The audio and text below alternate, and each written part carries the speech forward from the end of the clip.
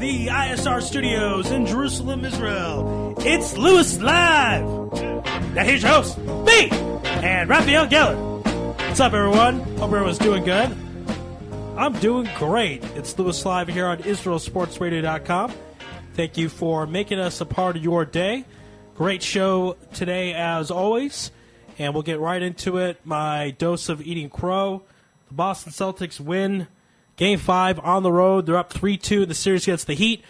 Another potential epic collapse for three-time MVP LeBron James. Truly incredible. Just a week ago, the Spurs and Heat were automatic in the NBA Finals, but as the test of time shows and goes in the playoffs, people jumped the gun too quickly. People wanted to write things off. I did, partly because I really wanted to see Spurs and Heat, even though I picked the Oklahoma City Thunder at the beginning of the season go to the NBA Finals. I thought the Spurs and Heat would be an incredible matchup. Spurs down 3-2. Not only could they lose tonight, by the way, we're going to have on a member of the NBA Thunder team later on in the program, so stay tuned for that. But not only could the Thunder go to the NBA Finals, the Spurs might be done with this cast of characters. I don't know if Timmy Duncan is going to get this far in his career again. Remember, Tim Duncan was drafted in 1997, went all 4 years of college at Wake Forest. So he was 22 years old in 1997, and that make him 37 now. So I don't know how much gas he has left in the tank. He's played basketball since he was in the Virgin Islands. He was originally a swimmer before the hurricane damaged his pool in the Virginia Islands. And it's played a long, long time. I don't know how much gas he has left. And his season could end tonight along with the rest of the Spurs. Tony Parker, Manu Ginobili, and company. Of course, Greg Popovich inserted Manu Ginobili in place of Danny Green to give the offense a boost. And it worked to some degree as Manu Ginobili poured in over 30 points. And it was certainly a competitive game. But Manu's three, with the last couple seconds left in the fourth quarter, not in. Rimmed around, went out. Manu later on said it wasn't a bad shot. It wasn't a great shot. It just didn't go in. And that was all she wrote for Game 5 for the Spurs in the Western Conference Finals. And again, their season could end tonight. They went about 2 months without losing, folks. 50 days in a row. Then they ran into the Thunder. And they won 2 games, and then in less than a week lost 3. Not used to this. They haven't lost 3 games all season. And I was speaking with Andy Gershman last night via Skype about all this.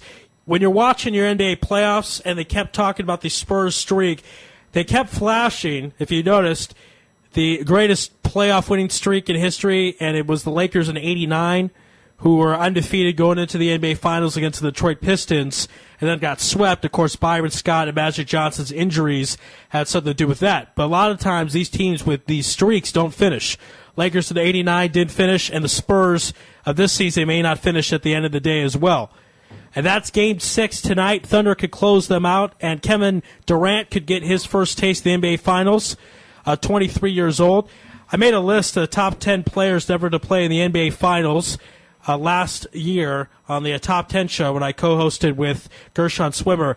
And I made a list of the top 10 NBA players never to play in the NBA Finals. Durant on that list, Derrick Rose. And it's not such an impressive list because most players have made it to the NBA Finals at least once. Your Reggie Millers, your Patrick Ewings, Karl Malone, John Stockton all made it at least once. In the case of Malone, Stockton made it twice. And most good players make it at least once. Most great players. Actually, George Gervin might be a future guest here on the program. Never played in the NBA Finals along with Pistol Pete Maravich. And I had the greatest player never to play in the NBA Finals, 2-time MVP Steve Nash. But Durant was on that list as well, and that spot could be up for grabs. If he wins tonight, he'll make his first trip to the NBA Finals. And he was in the 08 draft with Greg Oden, second pick overall. So, been a while in this day and age of you've got to win early, you got to win now. Really hasn't been that long. This is his 5th season. So it's not such a big deal that he hasn't made the NBA Finals yet, in my opinion, and a young guy, but could get in tonight. Of course, then Celtics winning last night, up 3-2. That Game 6 will be tomorrow. And when you thought it was bad, LeBron James losing in the NBA Finals last year to the Mavericks, losing in the Eastern Conference Finals would be something else. So we're going to get things started. We're going to dial up Brian Sartar, who is a talk show host. And he's a sports talk host at Sports Radio at 94 WIP-FM in Philadelphia. So he's certainly familiar with the Boston Celtics and familiar with them, played in a 7-game finals just in the previous round. So we're going to dial up Brian as we speak. And again, wanted to remind everyone to check out our store by clicking on the store tab on IsraelSportsRadio.com.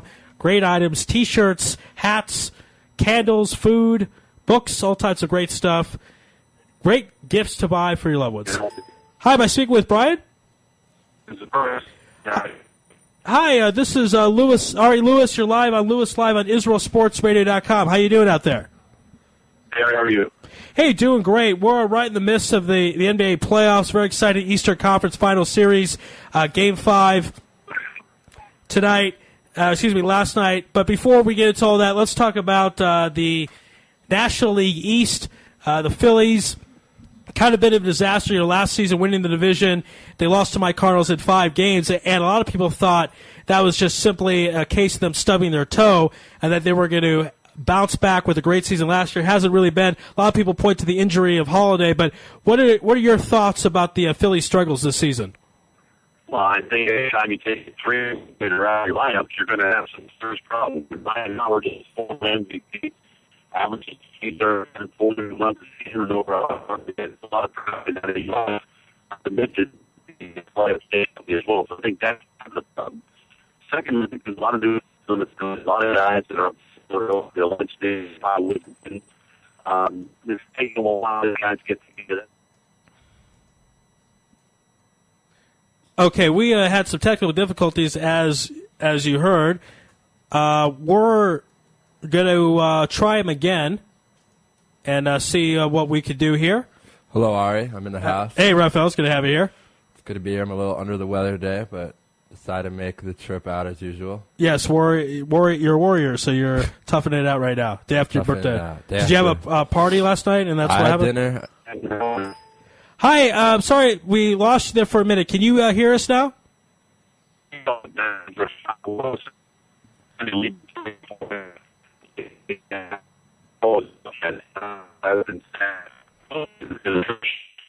And not starting runs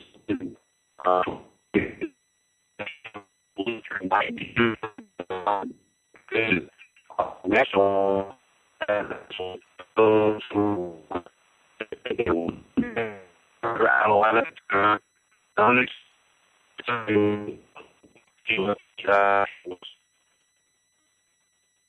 Right. So, and I'll tell you, the interesting thing with stats with the Phillies, Holiday right there when he's on his game, and then of course goes down with the injury. I guess when you're in that situation of looking in the East, the Nationals right there at the top. What do you think has been the secret to their success?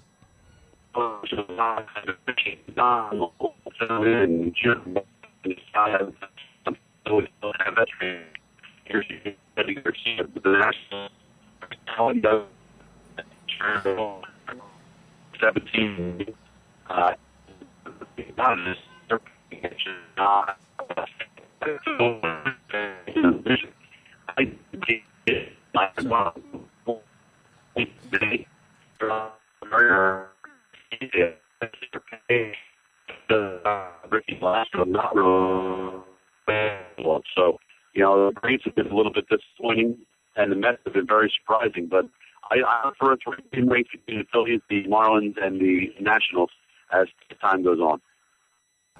Hi, Brian. You're on right now with Raphael. Thank you so much for joining us. We had some technical difficulties I think we couldn't hear you until about 10 seconds ago. But now you sound fine, so this is great. Now you sound fine. There could be a bad connection, but I think you're here with us. So if you just moved into outside, just stay there because this sounds great. Don't move. Don't move. Don't move, Brian. I won't move anywhere. Okay. All right, great, Brian. So I wanted to talk to you a little bit about we have our Philly insider who does a lot of work for us and talks to us about updates of injuries. Rumors are Ryan Howard's down in spring training area getting ready to return from that horrible Achilles injury, and Chase Utley appears to not be coming back anytime soon. Do you have any inside scoop on or any prediction on when you think those two guys will be back in the infield? A lot of questions on that. For the injury, back to the injury.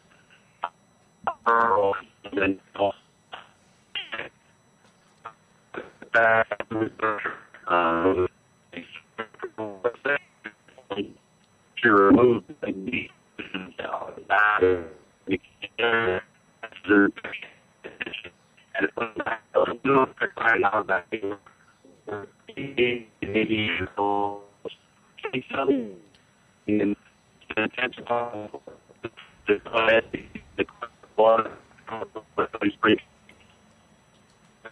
And it could be the Phillies. Right, and can we ask you to move again? We keep losing you. This is very weird. You're fine for a second. Is there a possibility? I'll tell you what it is. It's the Nationals team trying to sabotage this phone call because they know you're from Philadelphia. It's true. That's what this is. You know what the Nationals play? They play in D.C. They have a lot of political influence. That's what's going on right now. There's still a little off. It got just a hair better there. I'm moving around. But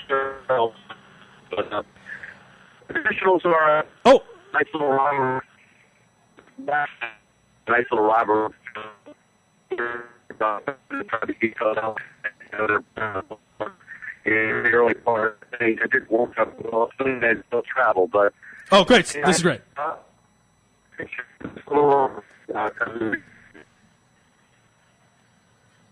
Right. We seem to. Do you have another? Can you email us another number that we can reach you on? Because this isn't working right now.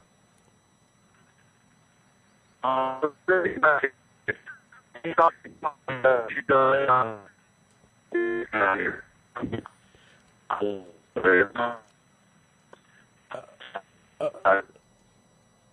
All right, so we lost the connection there again.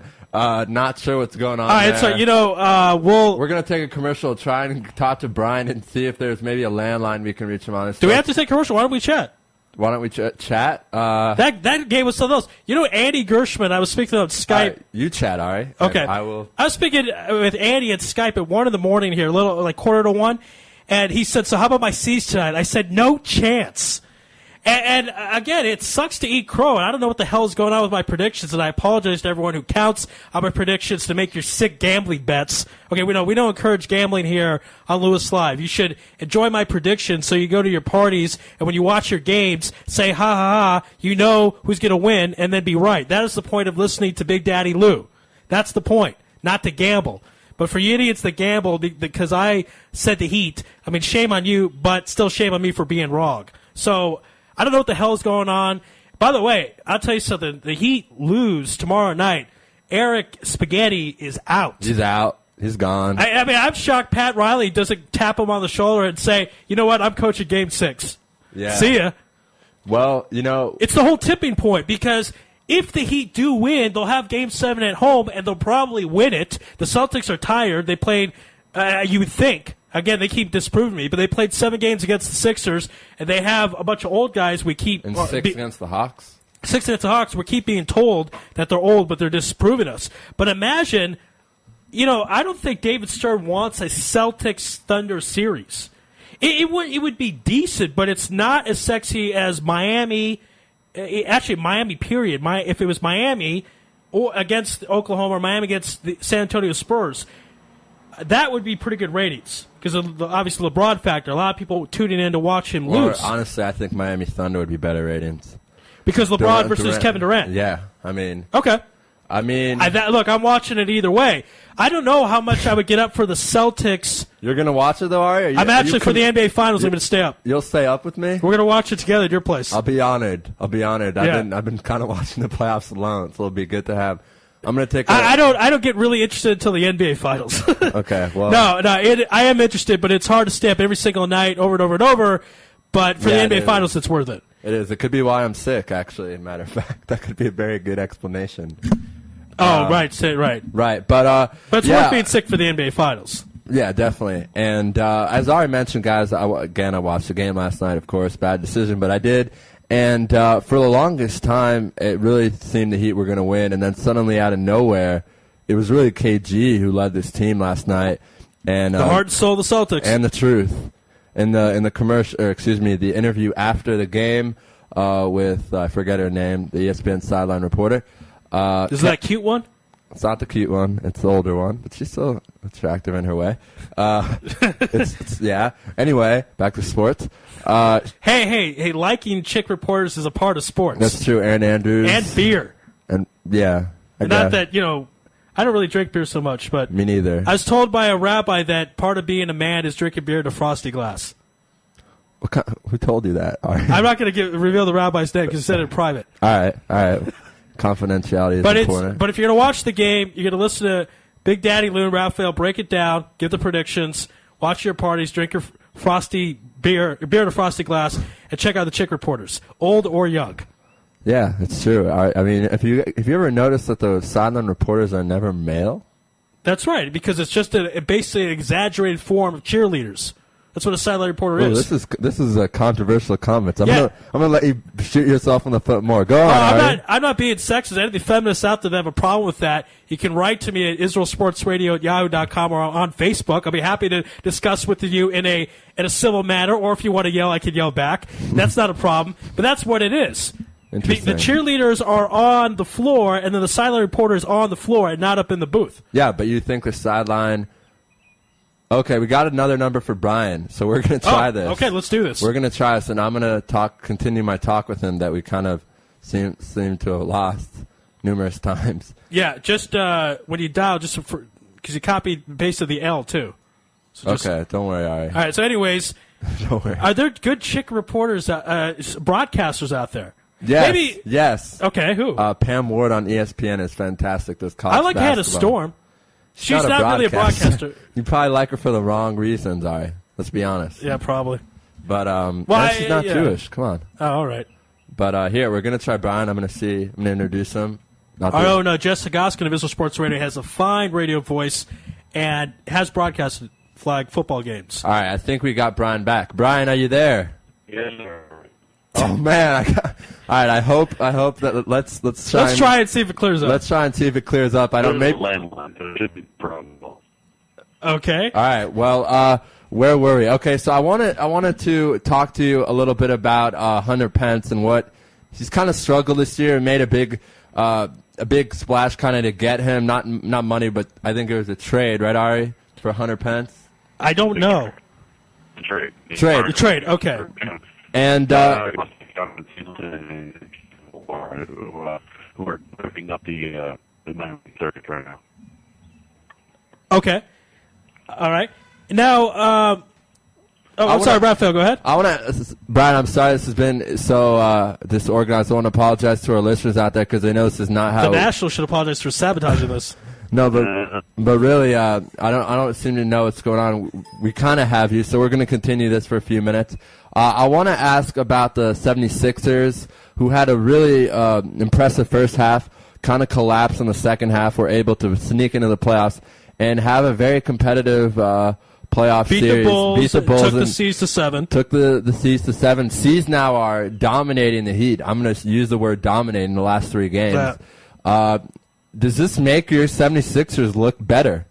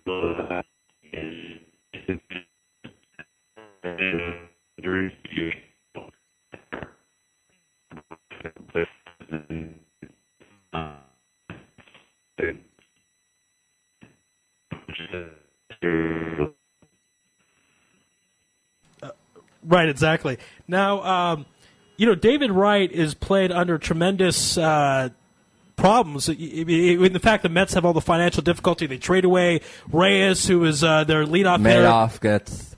Madoff ruins the team with all the scam. And David Wright, now he's in his walk here, is my understanding. Yeah. So part of the reason why he's kind of turning on the juice. But what are David Wright's chances of winning the batting crowd? Do you kind of think he's just sparking, starting hot early? Or can, at the end of the day, by the way, I know it's gone kind of up and down. I'm going to give this up real quick. Okay, David Wright is 3 points behind Cabrera of the Giants for the batting title. But at the beginning, it looked like he was the favorite. What do you think about David Wright's chances of winning the National League batting title?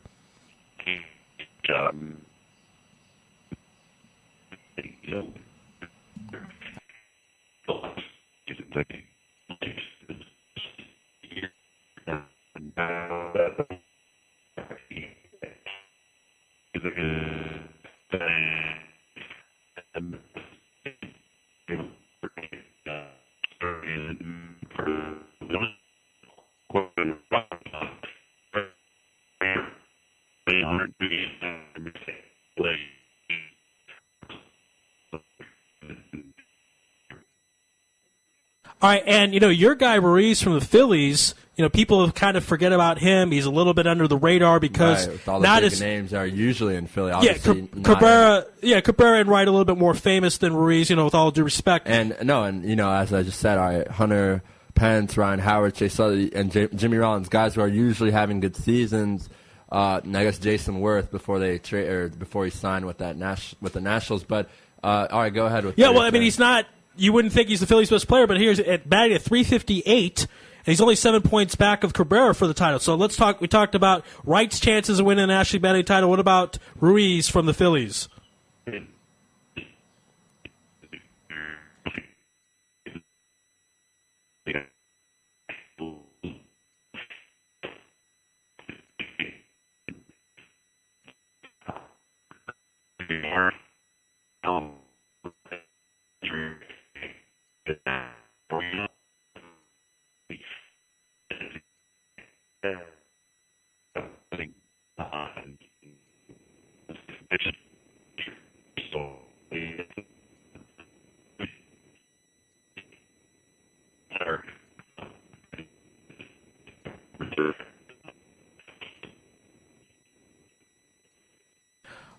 All right, Brian. We appreciate your time here in Lewis Live. We have to run, but it's certainly been a lot of fun. Let's have you on again in the future. All right, Brian. Be well. All right. Our apologies All right, because so we want to apologize. Because no one could have really heard what he said. We're going to be honest.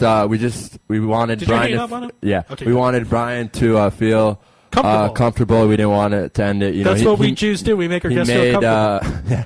He made sure that he sent us another number. So if anyone's still with us, hopefully you are. We apologize for that. I don't think that's ever happened before for more than 10 seconds at a time. But we have a great show, so you're losing out if you if you turn off the internet. Right, and then at 6 o'clock, we're going to have someone join me once Ari leaves. It's always sad when Ari leaves, but violins playing all over Jerusalem. Okay, so we're getting some word in from some people that listening. We sound a little echoey? We sound a little echoey. We're going to take a commercial and see what's going on with our equipment because this is not like us, and we'll be back in 4 minutes. So please stay with us. We have the IU, Indiana University Director of Sports Radio Programming on the other side, talk soccer, IU athletics, and playoffs. Does it have to be just soccer? No, all right, it does not have to be just soccer. Okay. It does not. Well, I'm going to go to the bathroom or something with just soccer. No. All right. All right. All right, this is Lewis Live, IsraelSportsRadio.com.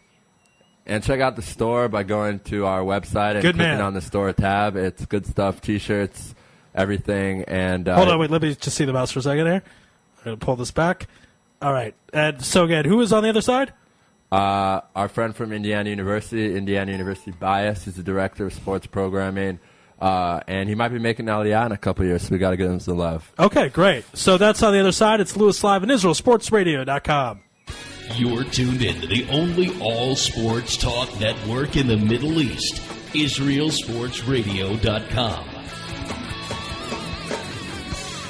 Body and Soul Gym in the heart of Talpiot. Great machines, excellent staff, and wonderful classes such as Pilates, yoga, and kickboxing. Give them a call at 02-678-8861. Once again, that's 02-678-8861. www.body-soul.co.il. Once again, that's www.body-soul.co.il. That's Body and Soul in the heart of Talpiot, which is great for your body and your soul.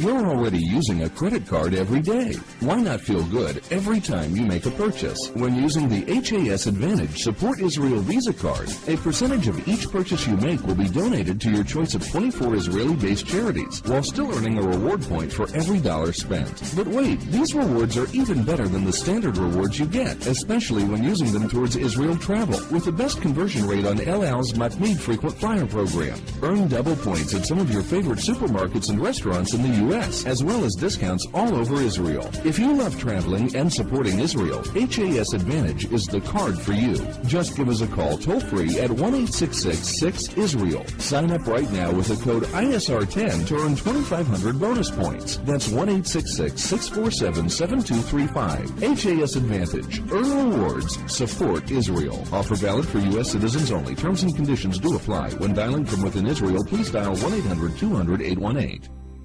Israel Sports Dynamics specializes in football consulting, equipment, uniforms, and more. Great brands such as Nike, Russell Athletics, Shutt Sports Products, and many more. Just one call away. With over 30 years coaching experience with university and professional athletes, Harry Hill, owner of ISD, can advise you for all your sports needs. Call 054-581-3248. That's 054-581-3248, or visit our website at www.isdisrael.com.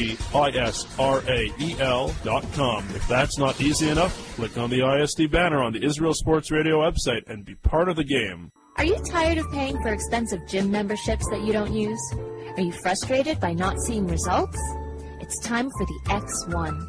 Israel Gym Systems is proud to launch the X1 suspension and bodyweight training system.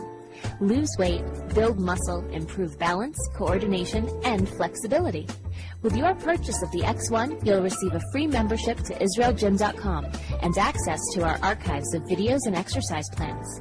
Sign up today at www.IsraelGym.com and get ready for the new you. Israel Gym X1. Higia Hazman. DJ Venom, DJ Venom, DJ Venom, DJing parties throughout Israel, birthday parties, weddings, club events, bar mitzvahs, bat mitzvahs, and much more. You pick the type of music and DJ Venom will turn your event into the party of the year. Available Sunday through Thursday. Call 052-952-6506 or email djvenom1984@yahoo.com. That's 052-952-6506 or email djvenom1984@yahoo.com. Book your party today. That's DJ Venom. Broadcasting live from Israel. IsraelSportsRadio.com. Okay. We're back on the air. This is live radio. There is some huge siren going outside. Rafa, you've lived here a lot longer. We're gonna have to, actually, we're gonna have to take a commercial break. We got to figure out where this. We may have to evacuate this building to verify that this is not real. This sounds like a Yom Ha'atzmaut. I mean a Yom HaShoah siren. I'm gonna check the news and see if it's just a warning. All right, keep talking. I'm gonna look. Well, this is Israel after all, but hopefully everything's okay. I haven't heard a siren like this. Really, I guess it's Yom HaZikaron or Yom HaShoah. All right, so Take a commercial break. We're going to take a commercial break and try to figure out what the hell is going on. It's Lewis Live and IsraelSportsRadio.com. You're tuned in to the only all-sports talk network in the Middle East, IsraelSportsRadio.com. Body and Soul Gym in the heart of Talpiot. Great machines, excellent staff, and wonderful classes such as Pilates, yoga, and kickboxing. Give them a call at 02-678-8861. Once again, that's 02-678-8861. www.body-soul.co.il. Once again, that's www.body-soul.co.il. That's Body and Soul in the heart of Talpiot, which is great for your body and your soul. You're already using a credit card every day. Why not feel good every time you make a purchase? When using the HAS Advantage Support Israel Visa card, a percentage of each purchase you make will be donated to your choice of 24 Israeli-based charities, while still earning a reward point for every dollar spent. But wait, these rewards are even better than the standard rewards you get, especially when using them towards Israel travel, with the best conversion rate on El Al's Matmeed Frequent Flyer program. Earn double points at some of your favorite supermarkets and restaurants in the U.S., as well as discounts all over Israel. If you love traveling and supporting Israel, HAS Advantage is the card for you. Just give us a call toll-free at 1-866-6-ISRAEL. Sign up right now with the code ISR10 to earn 2,500 bonus points. That's 1-866-647-7235. HAS Advantage. Earn rewards. Support Israel. Offer valid for U.S. citizens only. Terms and conditions do apply. When dialing from within Israel, please dial 1-800-200-818. We're live on the air right now here on Lewis Live. We've had some technical issues. We're but good now. We're happy. We are good. We're very happy to say we're good. We might have to cancel or postpone one interview. Unfortunately, we'll see what happens. We have 4 people scheduled for the next 35 minutes. So I don't know how that's going to work. But we're going to call our friend Daniel Carroll at Indiana University. And I was told in the green room in the commercial break we could talk about things outside of soccer. That's why I'm still here.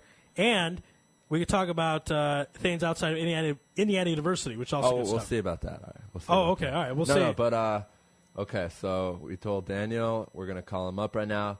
We want to apologize again just for that. I know I've apologized plenty of times, but we want to apologize that we have a great show and we're professional and we want only the best for our audience and our fans. Exactly. And this rarely happens. All we have to do is restart our equipment and kind of mess around with it and get everything plugged in the right place. And that's what you have to do sometimes in radio. We do the best we can with what we have. So we're going to dial up right now our friend Daniel Carroll. Hopefully there's no problems here. And Daniel's been very patient, too, because we appreciate we communicate with him about all this. And we apologize to Brian earlier, if you're listening, Brian, because it was us, not you. Right. So I feel he moved to another landline. He moved to another landline. So Brian, we apologize. We'll have to have you on again. Let's hope everything works. Yes, and Didi, by the way, check out the store by clicking on the store tab on IsraelSportsRadio.com. Books, hats, T-shirts, all that stuff. Hi, Daniel. Can you hear us? Yep. Great. You're on Lewis Live on IsraelSportsRadio.com. We want to again apologize to you for putting you on that hold and trying to figure everything out, but you're on with us. And how you doing? I'm doing great. Yeah, it's a pleasure to be on. It's cool. Yeah, glad you guys worked everything out. Trust me, I know audio issues and things like that, so that's something new to me. It's something we could bond over. Right, and obviously I was telling our listeners before we had all our shenanigans that you were the director of radio at IU. Everyone on the station who's a loyal listener knows my love for IU. Even Ari knows that I Yeah, you've mentioned it once or twice on the program. Once or twice. Go Hoosiers, if anyone's listening from B-Town area. But, Daniel, I want to start off and talk some soccer. Ari's not going to join us for this segment because Ari hates soccer, but I'm trying to get him. I don't hate it. You don't like it. I don't care for it. You don't understand it. But so, Daniel, I want to ask you, Euro's coming up on Friday. It's a very, very exciting thing for me because the NBA Finals will be going on during the Euro, which is just a dream come true for someone like me. A lot of talk about we've had Tommy Smith on last week. He said Germany is going to win, mark it down. He predicted them to win the World Cup and the last Euro, and they lost. Spain won, of course. What are your thoughts on Germany leading the way and finally getting a title for their country? Well, I think the thing with Germany is that they just have so much depth. I mean, you even saw it with Bayern Munich a little bit in the Champions League. They were missing a few of their players, and I think they were German as well, and they ended up putting up a couple, bringing up a couple of youngsters and bringing up a couple other backup guys. I mean, it just shows how this country has turned around since.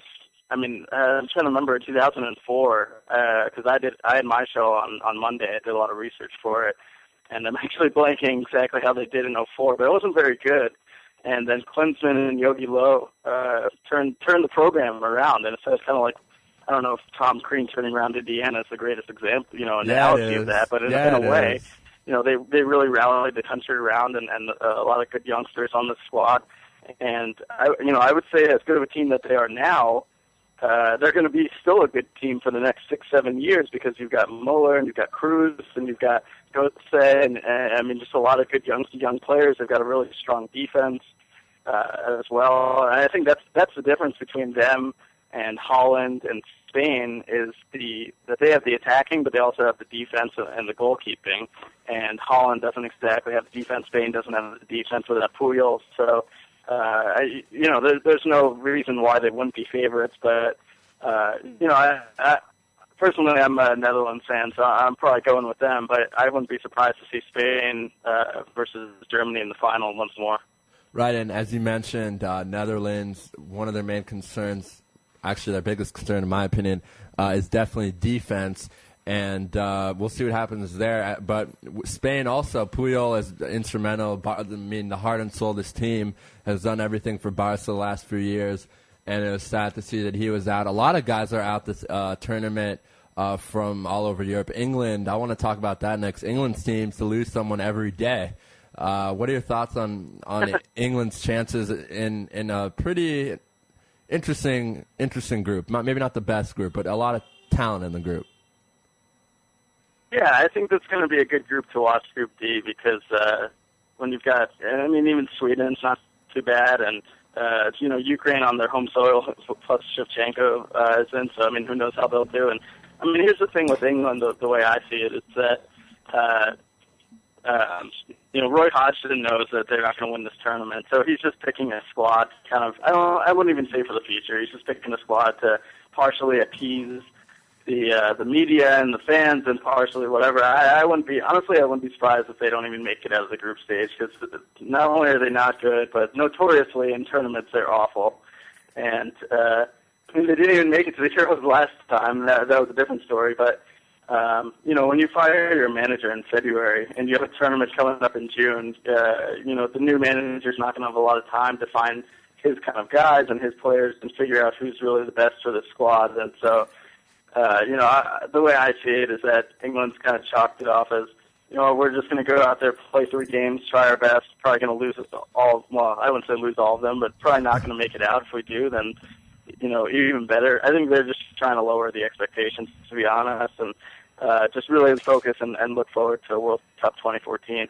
Yeah, and it's funny. I think for the first time, the media in London or England is not going to be saying this team's going to win, because that seems to be the problem in England. Is every year they go in with these high expectations and they lose in the quarterfinals, or even I don't know. I can't remember the last time they made a final in any major tournament. So.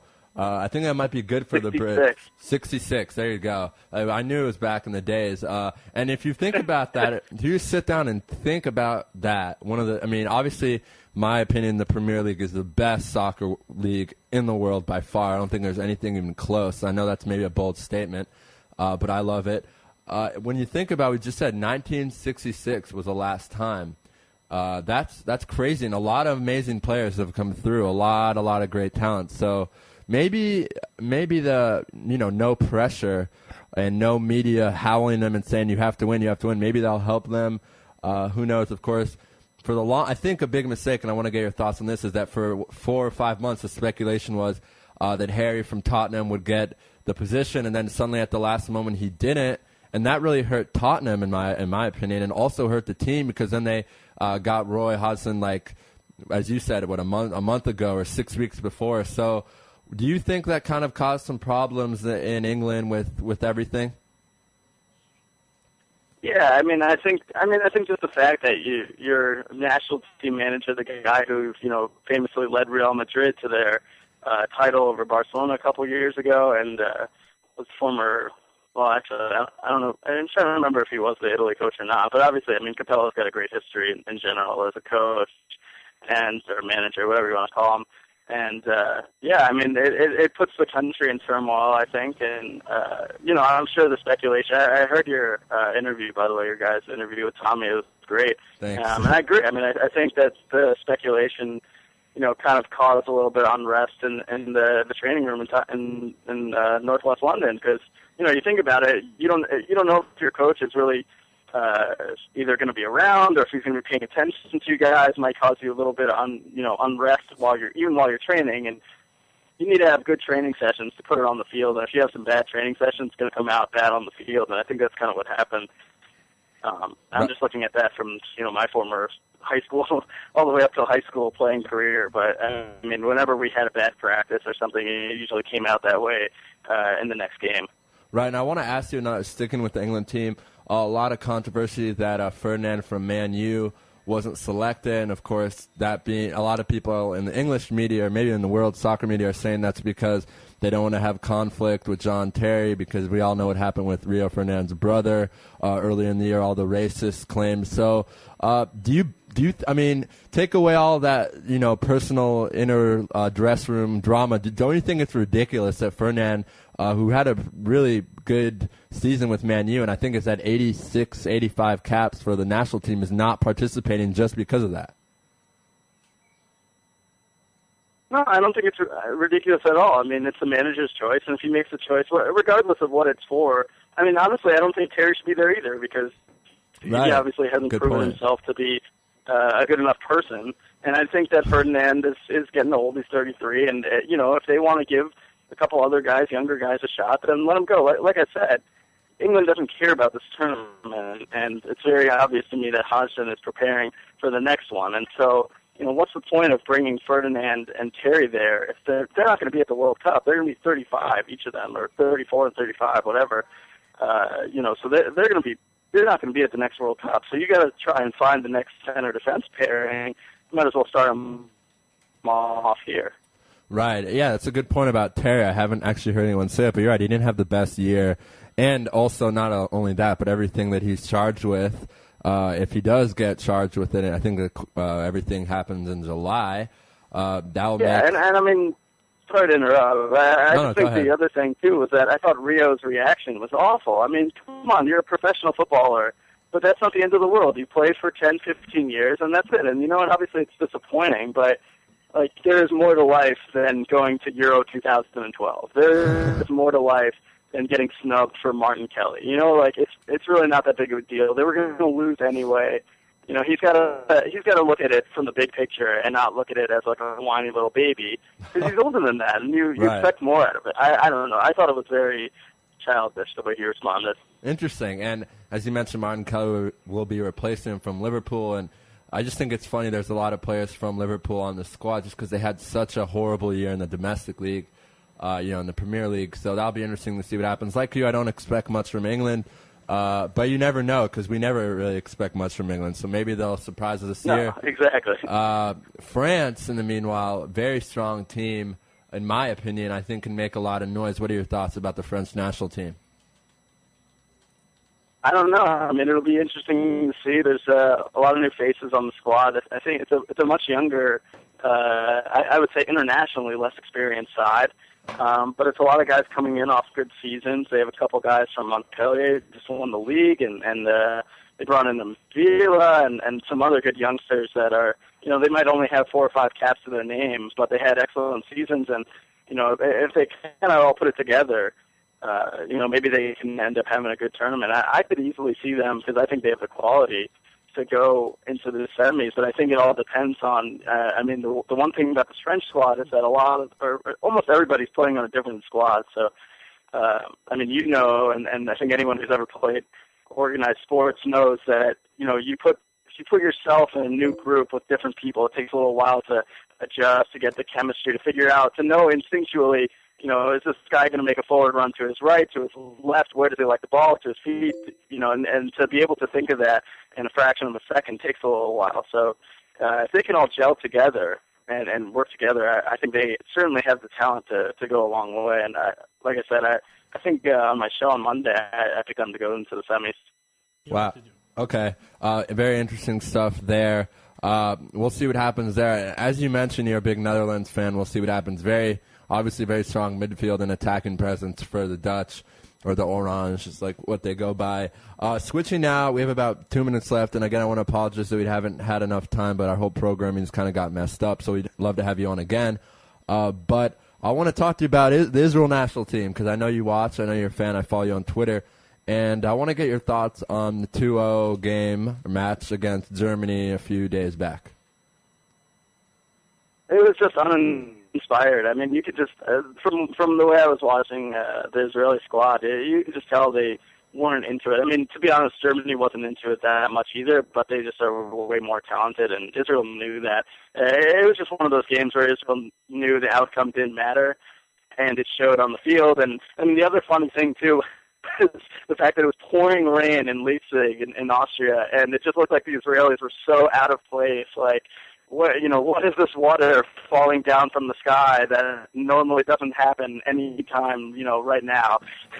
So I just thought I thought it was a little ironic, and I just thought their play looked very stale, it was kind of like, I don't know if you saw it, it was someone like Team USA last Sunday against Canada. I mean, it was just pretty uninspired football, and wasn't exactly fun to watch. I mean, to be honest, they didn't even look that much better against the Czech Republic as Israel did. And I mean, obviously the scoreline showed that too, giving up that late goal. Yeah, I'm not gonna lie to you. Unfortunately, I'm also a Canadian citizen, so when the Canadian national team plays the United States national team, I actually root for Canada because all my family lives there. And it was a big teco in Israel. You say big tie for the Canadian team, which has really struggled the last few years. And Dwayne Rosario, who plays, I believe he plays for DC United. He believe he was the MVP of the MLS last year. Maybe you could help. I'm not the biggest MLS person, but I think he was very... Not last year, but a few years ago, yeah. Okay. I think in like 08, 09. Right. He leads a national team in goals. I love watching him play when he plays for a national team. I don't watch him when he plays in domestic league in America because, no offense, I just don't like the MLS at all. But I want to leave you with this. We're going to go completely to the other side of the world, go back to your side of the world, and talk some hoops. How impressed were you by the Boston Celtics last night? I actually didn't catch too much of the game, but I saw bits and pieces of it throughout the night as I was kind of moving around a little bit. But I was somehow found a television to watch the game, and yeah, I mean, the thing is that everyone came in expecting Miami to just completely roll over Boston, and Boston has played, I guess, with such incredible guile and smarts and just every little thing that they could possibly do to rest themselves and to make sure that they're ready for a game, they do, and they're getting huge contributions from their bench. And I mean, Ray Allen's doing great, and I think the officials are calling some weird fouls too, to be honest. But I mean, that really shouldn't influence the game too much. And I mean, I think that if LeBron and Wade really want to, that they can just take over a game. And that's what they need to do. But half the time they kind of defer to each other, and that hurts them. And Boston knows exactly how to play with each other, and they figured it out. And it's just amazing that Boston was thinking about trading Rondo when he's probably the MVP of the series. Right, and Rondo, who's been tearing it up, I believe, 17 points, 11 assists, 6 rebounds for the whole series. I want to introduce my co-host for the next 2 hours. Aaron is in the house. Aaron, how you doing? Great. I think that we have a family member who chatted into our webpage from you, Aunt Beth. Aaron, does that ring a bell from SoCal? Sure. All right, Aunt Beth, we appreciate you listening. Daniel, unfortunately, we're going to have to let you go. We want to apologize about all our technical difficulties. We'd love to have you on again, maybe next week, to talk some Euro. We're going to have a lot of soccer on. It'd be great to have you on maybe the same day as Tommy. He's coming on the 25th, so let me know if you're interested about that. Yeah, that would be awesome. Just send me an email again, but I'd be totally down to come back again. That'd be great. Absolutely. All right, Daniel. Thanks a lot, and have a good day. No problem. Lead out. All right, that was Daniel Carroll from Indiana University. You just missed it, Aaron. That was the director of IUWX radio programming. He also works for the Big Ten Network. We right now are going to call our friend Andrea in Italy. Never have called Italy before, but we are going to talk some NBA playoffs with him, and I'm actually going to let Aaron do that with you guys. Talk about the Celtics game last night. I don't know, did you get to catch it, Aaron? I didn't. You didn't? Okay, so maybe I will not let you do that. But we'll get to something exciting. I know you're a big NFL fan, and we're going to have on later Upton Bell, who was the first general manager of the New England Patriots back in the day, and now is a prominent talk show host. So we're going to call Italy right now, and we're going to hope to get a hold of Andrea. He told me that his English is not very good, just as a warning for our listeners, but we're very excited to have him on, and hopefully he will pick up and everything will be okay. So we're going to dial him up right now. Hi, Andrea. Are you there? Yeah, I'm there. Good. You're on Lewis Live on IsraelSportsRadio.com. Thank you so much for joining us. We're sorry about all the technical difficulties today, but we're happy to have you, and I have been told that my co-host here can speak some Italian, so go ahead, Aaron. Ciao. Okay. Ciao. Ciao, come no va? problem. Thank you for having me. Absolutely. And I want to get with, obviously, you're in the basketball journalism media section in Italy. It's very exciting to have someone on from Italy. We've had some people on from England and France, but never an Italian. So thank you so much for joining us. I want to talk to you about last night and that amazing performance by the Boston Celtics and really my man KG, who just took over the game in the fourth quarter. I was hoping you could tell our listeners what you thought about that match. The Boston Celtics is a good team, very good team, and KG has proved that he's the heart of the Celtics with Rajon Rondo, and Paul Pierce too do a good job. The main heat are only LeBron and Wade. The rest of the team have a little impact on the game, and also Chris Bosh isn't in shape at the moment, so they have a lot of problems. Sorry, I can't hear you. Do you think that the Boston Celtics can close it out at home tomorrow night and kind of shock the NBA world? Yeah, the Celtics have a very good chance to come into the final, to come into the finals. But I think it will be Game 7 because the Heat are a very tough team to beat anyway. Right, and I mean it'll be very interesting to see how the Heat respond. I mean, LeBron looked pissed after that game last night. I watched the game here in Israel, and he looked very upset at his teammates, who really didn't do much in the second half. No player on the Heat had more than 9 points besides Dwayne and LeBron, and that's not good enough. So can you tell us some Heat players that we should look out for in Game 6 who, could have a good impact? Sorry, I can't hear you very well. I was saying, can you repeat that? Yeah, I can repeat it. Can you tell us some Heat players that you'll be looking out for in Game 6 to make an impact on the floor? The player? That? Heat players, Miami Heat players. In Game 6, they have to improve his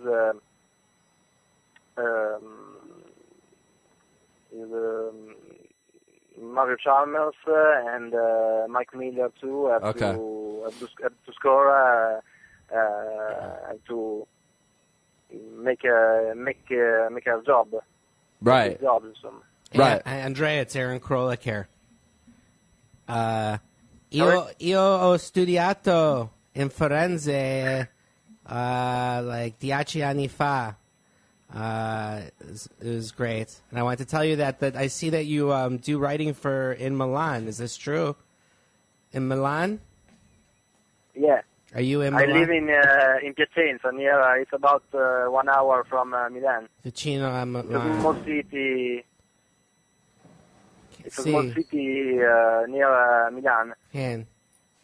I'm talking in Hebrew then, because I just said Cain. So I'm mixing up Cain and C. I'm speaking a mixture right now, Andrea, just so you know, of English, Italian, and Hebrew in my head as I'm trying to figure out how to best communicate you here with Israel Sports Radio.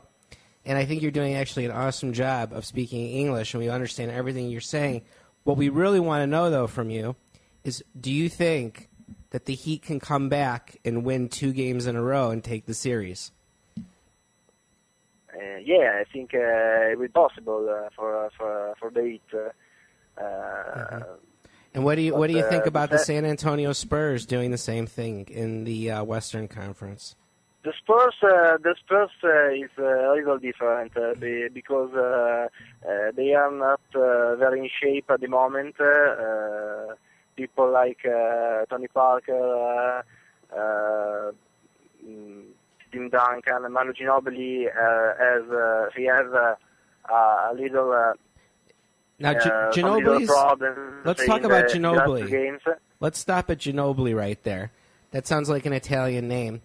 Do you know anything? Where did he? Can you tell us? Is he Italian? Argentina. Oh, he's Argentina. Excuse me, Andrea. Yeah. Continue beyond Ginobili. Keep going. I can understand. I can't hear you very well from my phone. Okay, Andrea. Andrea, we wanted to ask you a little bit about some Italian players right now who are playing in the NBA and representing your country. Yeah. That would be Gallinari on the Nuggets, who had a great year this year, had a breakout year with the Nuggets. Broke his foot, though, at the end of the year. I am a Raptor fan, Andrea, so I want to ask you about Andrea Bargnani. And I want you to, what are your thoughts on him, and how come he hasn't developed into the superstar yet? Bargnani has done a great season, a great regular season, but the Raptors are not such a good team, so they have more. He has more responsibility and more shots to make. So that's why he has increased his statics. But it's a good player, a top player for the league. I think one of the best power forwards in the NBA. Aside for basketball, we have about 2 more minutes with you before we switch. It's Aaron again, Andrea, and we thank you for having you on Israel Sports Radio today.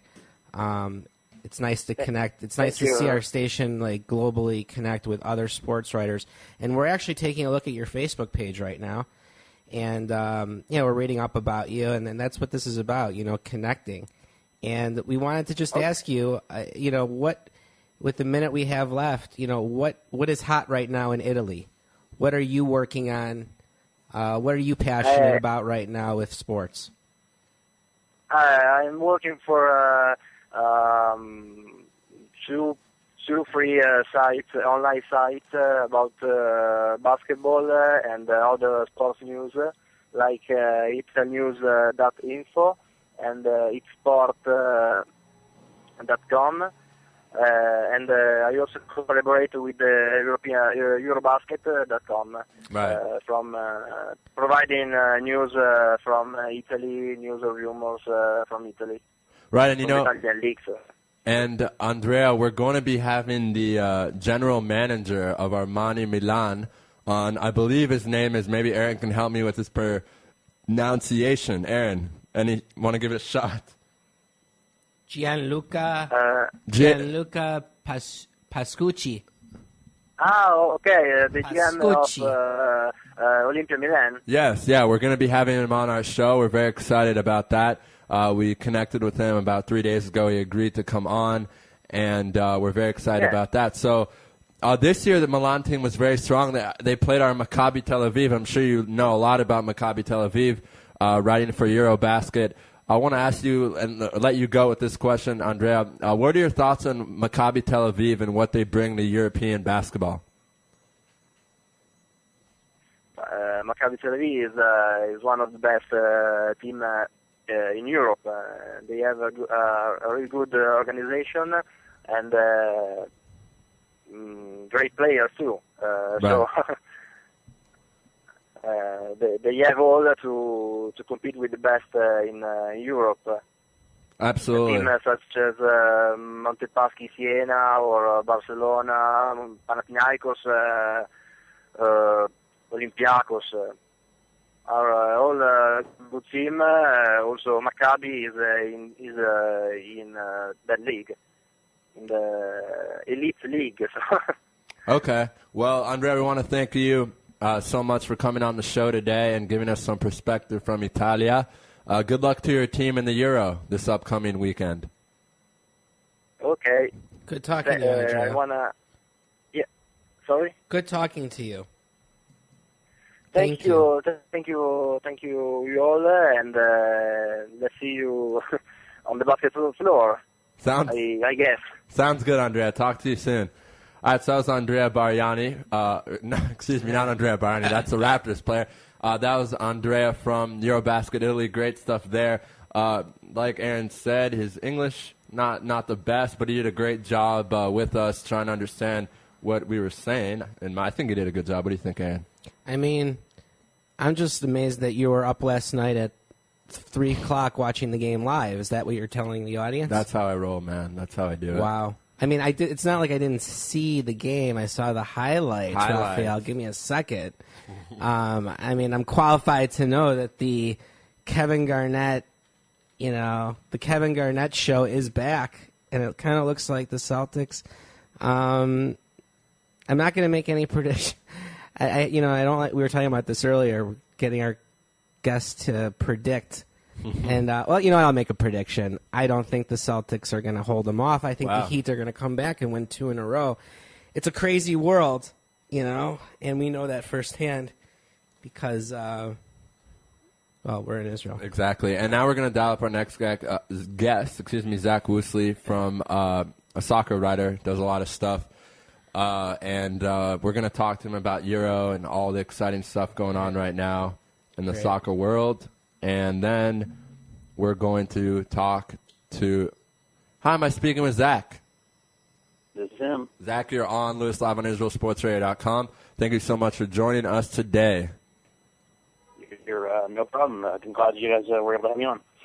I want to ask you, we've had a lot of great soccer guests on the last 2 weeks in prep for the Euro. I want to go straight to it. I want to get your favorite and who you think is going to win and why. If I had to pick a favorite, I think I'm leaning toward Germany at this point. I know they haven't been impressive, especially in their last match. They looked like a defensive mess in their last time out. But there's just this team is well built, they're experienced, and I think they'll be comfortable. And I know Spain's probably a popular pick, but there's just a lot of questions around that team right now. And there's a lot of wondering of whether or not they'll be able to step, whether guys who haven't been in form will be able to get in form. If they do, then I think they're the natural favorite. But for me, I just have a funny feeling that Germany is going to be able to win this tournament, especially considering some of the other powers are struggling and have some issues. I think will clear up their path a little bit for them. Zach, hi, it's Aaron Krolik. I'm the co-host today of the show.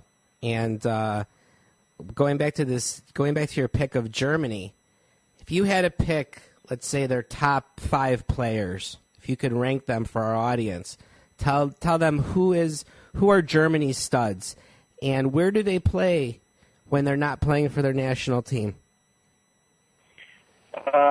You'll have to give me a second to think.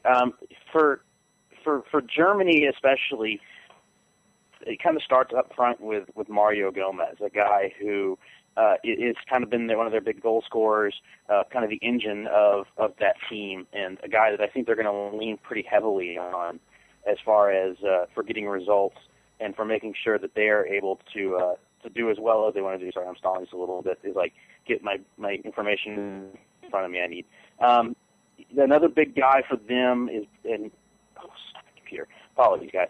I know Mario Gomez plays for Bayern Munich. He's fresh off the Champions League campaign. So does Schweinsteiger. He's a big, right. And he's a big part. Can you hear me? I was going to say Schweinsteiger also plays for Bayern Munich, and then they a guy like Bastian Schweinsteiger in the midfield. The biggest, as far as ranking for though, number one for me has to be Mesut Ozil. Me too. Real Madrid. Me He's too. an engine. He's a guy who had a tremendous season for Madrid. He was a big part of their success and a big part of the reason they were able to break through against Barcelona. So he's probably at the top for me. A guy like Gomez behind him. Schweinsteiger is very important in the midfield. Philip Lahm, the team captain, is going to be a big part of this, a defender. He also plays for Bayern. A lot of Bayern Munich players on this team. And, I put Manuel Neuer in there as well. I mean, a good goalkeeper is essential. It's maybe even cliche to say, but without a goalkeeper, it's very hard to succeed, obviously. It's one of the more key positions, and Neuer is a guy who's been in big positions and can definitely play the position. Right. And, it's funny. Mehmet Ozil, he just came on the scene. I mean, he had a really great World Cup 2 years ago. But before that, where was he before that? Before Bayern Munich. Before Madrid, yeah. Rack my brain at this point. I know, right? He's actually, he's one of my favorite players too, and he's definitely, I would say their top player. I agree with you. I think it's going to be hard for Spain to come back. They just won the World Cup, and then they also won the Euro 4 years ago, right? So to actually, they've got that. They got that pressure off of them. I mean, Spain was looking for the big international successes. They got it with the last European tournament in 2008. They won the World Cup in 2010.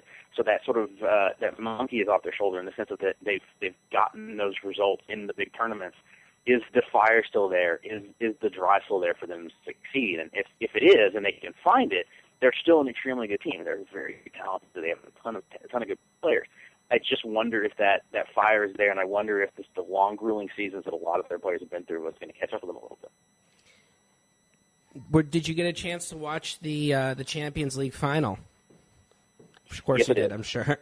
It was like when Schweinsteiger missed that goal, I think it just was like, it was so painful.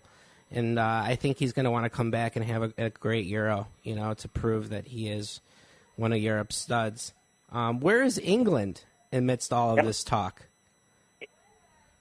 England, I think, is a team that's going to underachieve. In fact, I don't think they're going to get out of their group. I'm picking them to falter only because of injuries. I think if they were completely healthy, if Frank Lampard was there, if some of the younger guys that aren't available, a guy like Jack Wilshere was there, maybe they could do enough to get through.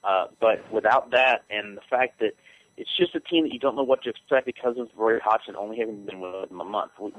Hodgson is a tremendous manager in terms of setting a team up and setting up his organization and playing a system that he wants to play. And he'll get there with this England squad over time. But can they adapt fast enough? Are there enough guys that are going to buy into what he's trying to do in the short amount of time that's been offered to them to where it'll be able to be successful? I think they'll be very organized. I think they can be successful. But I just think they're set up to struggle, and I just don't know if they're going to have enough in terms of offense with Rooney not being able to play in the first couple of matches. Is there enough talent to get them through? And I just don't see it. It's one of those things where there's always pressure on England. The media is always wanting them, putting way too much pressure on them. But I think for once, maybe they need to back off because Hodson's the right guy in my view, but it's not going to happen right away. Now, that said, they could come out and surprise everybody. But I just think they're going to struggle with France. France is very strong, and I have a funny feeling Ukraine's going to be better than a lot of people think, and they'll be able to keep England from moving on to the next stage. Another interesting thing about England is that the Olympics are there, right, in 2 months. So, I mean, I'd have to imagine that England's going to be playing in the. Are they in the Olympics this year, Raphael? I believe they are, and go ahead, Zach. Yeah, no, they're in. Of course, the Olympics are under 23, and so a lot of the players involved in the Olympics won't be involved in the national team. They can't take some senior players, but yet, that's a team. It's also Team Britain, which is Great Britain. The first time in a long time. So it's a little bit different mix. Obviously, they'll want to do very well in that, but it's one of those things where I don't really think that any of the key players involved in that are the kinds that are going to affect the be a big part of Europe. Now, it doesn't mean that a couple guys from this squad won't necessarily be in the Olympic squad, but I guarantee anybody who's on that national team right now heading to Ukraine and Poland is focused on that. The least thing they're worried about is the Olympics. That's something Right. that if they're involved in it at all, they'll deal with that when they're done with their campaign there. Right, and Zach, you're back now with Raphael. I want to stick with this English national team. As you mentioned, you made a great point. There's been a lot of talk in the media the last 40 years that this team's going to win, this team's going to win, then they go and they don't win. So I think for the first time in a long time, I think the British will be very happy to know that there's not so many high expectations going into the World Cup. The team is very young in some places, very inexperienced. As you said, Wayne Rooney's out the first 2 matches.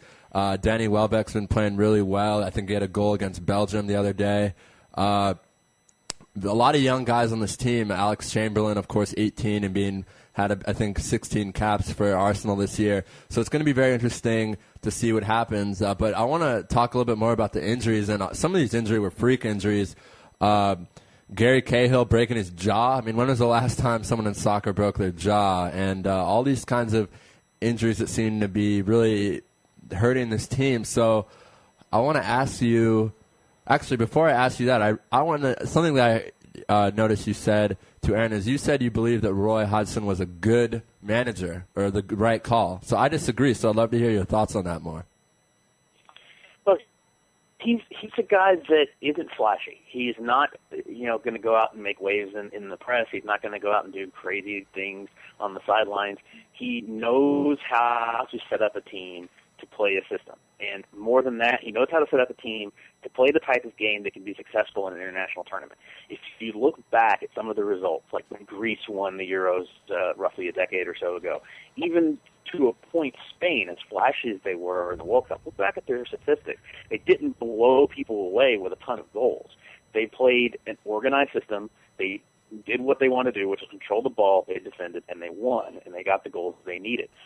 In an international tournament like this, in these short knockout stages where the pressure's on, you've got to perform, sometimes the simpler you keep things, the more organized you are, sometimes the better defensively you play, can make all the difference. I think Hodgson is the type of coach who can take the talent that England has and adapt it and work it into a system, get the guys that are going to be able to do the job he needs them to do, instead of trying to be something they're not. I think one of England's biggest problems has always been this assumption that they are a better team than they really are, that they are the best in the world, that they invented the game, so therefore they should just be able to naturally succeed at the game.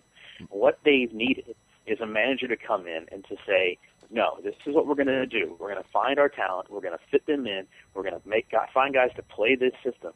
And I think it can be effective at the international level. I think Hodgson can do a really good job with this because I think for once you're going to have a manager that doesn't care about the egos. It's going to look past a lot of the stuff that's entered in the past and simply try to put together a team. And Hodgson's success right away, I don't think is going to be there. I think the success will be long-term as long as he's given time by the FA to do it. Right, but I think something that I won't say I'm a Spurs fan. I'll say I know a lot of Spurs fans, and they were devastated. Well, I don't know if they were devastated. They wanted Harry to stay, obviously, but as soon as all that speculation started in January that he was going to take over, February, March, the Spurs played horrible. There's no other way to put it. They were in contention for maybe a top finish, but definitely top 3. Can you talk a little about that? Do you think that Harry's rumors that he was going to be the new coach kind of caused problems in the dressing room in London?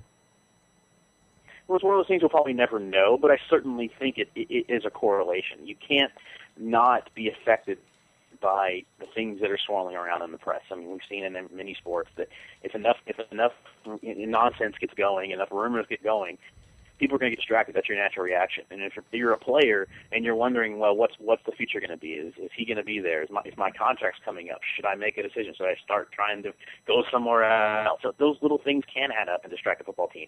And did it even distract Harry? It's certainly possible. Spurs fans, the ones that I know and that I talk to, it's always a mixed reaction about Redknapp. You got some who really like him and some who were excited about the things they wanted them to leave because they don't like him. Whatever you're feeling about Redknapp is, he's done a lot of good things with the Spurs side. But one thing that they have done is in key moments they haven't gotten the job done. And that's what happened again for him this season. And it was disappointing, and it didn't help either that they get their hearts ripped out at the end after finishing fourth and then losing their spot because Chelsea went out and won the Champions League. So I think it was a distraction. And you know what? Maybe this, with Harry's connection to England done, with all of that done, maybe they can come back next season and rebound, as long as Harry can hold on to key guys, because you know that the Waters are going to be hunting. The Sharks will be in the water looking for guys like Gareth Bell, Exactly. Luka Modric, and signing. Gareth, so holding on to guys like that or replacing is going to be key. Right, and Gareth Bell is actually my favorite player in quote-unquote Great Britain, of course, because he's not from England, and I believe there's a lot of controversy about him playing this year in the Olympics, but we won't be getting into that. But he's an amazing, amazing talent, really helped the Spurs this year. A lot of rumors that he's going to leave, a lot of rumors he's going to stay. I think we're going to see what happens with that. I believe, I could be wrong, based on your accent, I'm guessing that you are based out of America. Is that correct, Zach? That is correct. So, got to ask you, being in Israel, being a huge Arsenal Emirates fan, got to ask you about some of the speculation that Clint Dempsey is going to be playing at the Emirates next year. Do you have any thoughts on that? You know, I'd love to see him play in a club like Arsenal. Honestly, I just want to see him. I want to see him come through on what he said. And the biggest thing he said is that he wants to play Champions League football. And you know, every player aspires to play in the Champions League. And Redknapp can try to play it down all he wants, but it's important, and it's something that people are interested in and players want to do. It's the next step in your evolution as a player. Dempsey has been great at Fulham. The fact that Fulham gave him the opportunity, the fact he's been able to grow there and improve as a player, it's been a fantastic opportunity for him. Would it be fine if he stayed there? Sure. But you know what?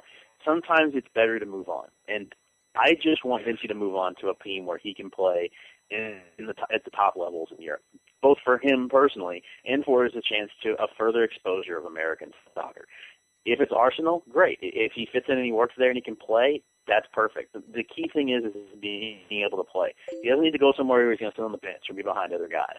So if Arsenal's the place for him, I'd be fine with that. If going to Spain, a tiny team like Malaga, who has got Champions League ambitions, maybe Germany, a team like Mönchengladbach, something like that, whatever works for him as far as his happiness and his family, but also being able to play. Because the last thing I want him to do is go somewhere he's going to sit on the bench. I don't think that's necessarily what happened to Arsenal, but there's some talent in that midfield. And you have to just make sure he picks a place where he's going to be able to play. Because the one thing that Dempsey needs to do is just have time. Because, A, it helps the American national team because we need him as fit and playing as much as possible. But also just for the fact that a player that good who's made such a inways with Fulham become a player that people are talking about. I just don't want him to go somewhere and disappear. Absolutely. And Zach, unfortunately, we have to go. We appreciate your time. Love to have you on again throughout the Euro. We're really going to pick it up here at Israel Sports Radio with our soccer coverage, and you provided some great analysis, so thank you for coming on today. Thanks, Zach. Thanks for having me on, guys. All right, Zach.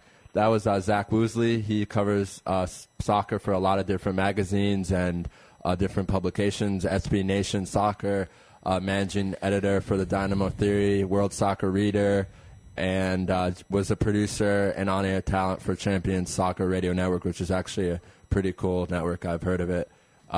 Okay, so now we're not going to go to commercial, and again, we want to apologize for everything today. It's been a crazy day with our equipment just randomly shutting off during our show. That never happens, but we're back on, and we're going to be calling our good friend Jim Williams, and I'm very happy to say that Aaron has never spoken to Jim. Jim is a very loyal friend of the network, so I hope you enjoy it, Aaron. Who is Jim Williams? Who is Jim Williams? Jim Williams is a 7-time Emmy Award winner who provides, in my opinion, the best analysis of every sport. You will see for yourself. Here we go. We have him on for 15 minutes. Then we have Gina Miller from Texas. Then we have Steve. Then we have Upton Bell, which is really the crown of the show, and then Stephen Howard on the show. And then we'll tell you about tomorrow's guests. And everything going. Hi, Jim. You're on Lewis Live on Israel Sports Radio. How are you doing? I'm well, thanks. Jim, I just want to introduce you to a new co-host today. His name is Aaron. I'm not sure how to pronounce his last name, so I'll let him. Jim, it's Aaron Krolek. Hi. Krolek. Okay, got it. Hey, Aaron, how are you? And believe it or not, Jim, we are actually talking to you from Jerusalem, Israel. Believe it or not, even though we're all speaking English and we're going to talk about sports, we are in Israel and we have listeners, and we are excited to have you here today. I'm very happy, and it's always a pleasure to be heard throughout Israel, and I know that there's a lot of sports fans there, and I know that we're going to talk some soccer, some basketball, and heaven knows what when Raphael's in charge. So we'll figure it out. Right, Jim. And I want to start off with some NBA. Had a lot of great guests on the show this week from the basketball world, different media publications, and everyone said, no way, Jose, will the Heat lose Game 5 at home? Not happening. And what do you know? Domination by KG and the Truth in the fourth quarter. Rondo even didn't have the best game. Either did Pierce, really, the first 3 quarters. Really struggled shooting the ball, but somehow the Heat again got no help from the bench. 9 points was the highest score after LeBron and Wade. Jim, can the Heat come back? And if not, is Spoelstra out? I mean, what's going to happen with Spoelstra? Well, the answers to your question are yes, they can come back. And secondly, I think that Boston proved something that you and I have had a number of discussions about over the weeks, and that is that Doc Rivers and the Boston Celtic team and team in general usually can beat superstars regardless of how talented, and no one would ever doubt the talent of LeBron James and certainly Dwayne Wade and even a diminished Chris Bosh. But nevertheless, it's going to be tough for Miami to come to Boston Garden because all the pressure is on. I mean, Boston's playing with house money. I mean, they literally, they come to the Garden, all the pressure is on Miami. And Eric Spoelstra cannot coach in the same league with Doc Rivers, okay? That's true. There's no way. It doesn't happen. All right. He should receive a bill from Doc Rivers after the game on how much, on how to coach. And I say that, and Doc can do that to many coaches in the league. There are many guys who should be, receiving a bill from him. But no, Spoelstra's gone. There's no question. All right. And Spoelstra's gone because not necessarily because of his inability to coach, because he's only got what he's got to coach. I mean, he's got 2 superstars, Bosh, a 3rd superstar in there, and then 6 guys who are role players. I mean, it's very difficult. It's not a team, and I keep trying to tell people that. You can't win without a team. It's not a team. Yes, it's a team in name, but no, it's not a specific team where everybody has roles to play on the team, and that's a problem that Miami's going to have, and they're going to have it again if they get to the finals. And if Boston gets to the finals, well, then we'll see 2 teams playing in the finals because certainly OKC and both the Spurs play as teams. Right, and, Jim, I've also been saying that. I think I said it to you a couple times. You've said it to me, and we have agreed. This Heat team is not a team. It's 3 superstars, and that's a bunch of random guys. And, the thing about the Celtics teams, if you look at it, when they made their big 3 back 4 years ago, they still had a guy like Rondo who could distribute the ball. When you look at this Heat team, I'm just going to start naming the guys who play. Joel Anthony, it's all, not to be rude, but he's just a big body down there. He doesn't score. Ronnie Turioff is really washed up. I kind of feel bad for him. Mike Miller and Shane Battier have not done a good job since they've been in Miami with anything. Battier has really struggled since he switched over from Memphis. And then guys like Norris Cole and Mario Chalmers, it's just like a flip of a coin. You don't really know what you're going to get from them.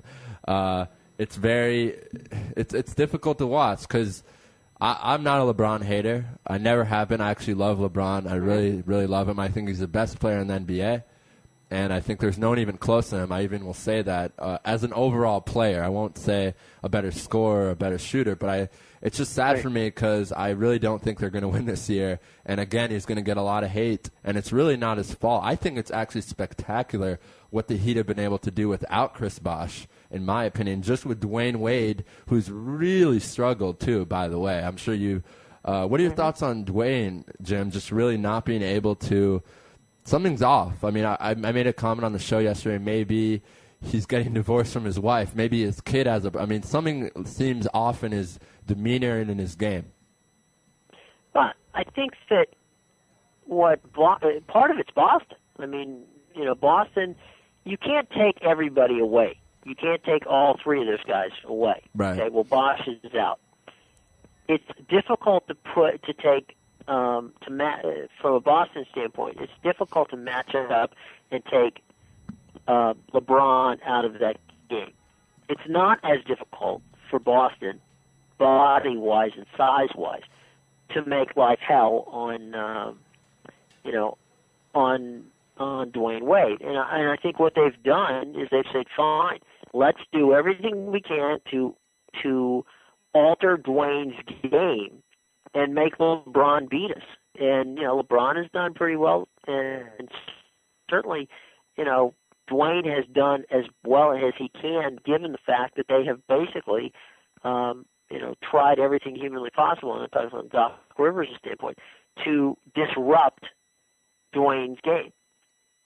And, if you're going to take one guy away, they'll basically say, fine, here's the opportunity to beat us, and that's where the problem is that you're not getting the points from the supporting cast. And that's where, we just talked about it. Mike Miller's not giving you the points. Guys are just not stepping up because they don't know specifically what their role on the team is. I mean, they know that it's basically the big three, and by the way, we're here. What do you want us to do? Well, does Mike Miller is a guy capable of scoring 25, 30 points a game if need be. I mean, I'm not saying he's going to do it every game, but he's got that good outside shot. If you need him to take the outside shot, then that's what you need to do. But if he's not in cycle in the system on a regular basis, and you're not rotating him around and giving him the open opportunities, he's not going to get into the rhythm to make that shot. And that's the thing. It's like a pickup game versus a team. You've got three guys and two guys who we just picked off the street. And I don't mean that these guys aren't talented. They're all talented. They just don't know what their role is on that team because they don't play like a team. They play like, get the ball to LeBron, get the ball to Dwayne, they'll figure out what to do with it. And if you watch the guys on the Miami Heat team, they're running around, but they're not necessarily, doing it in any specific way that helps set the other two guys up.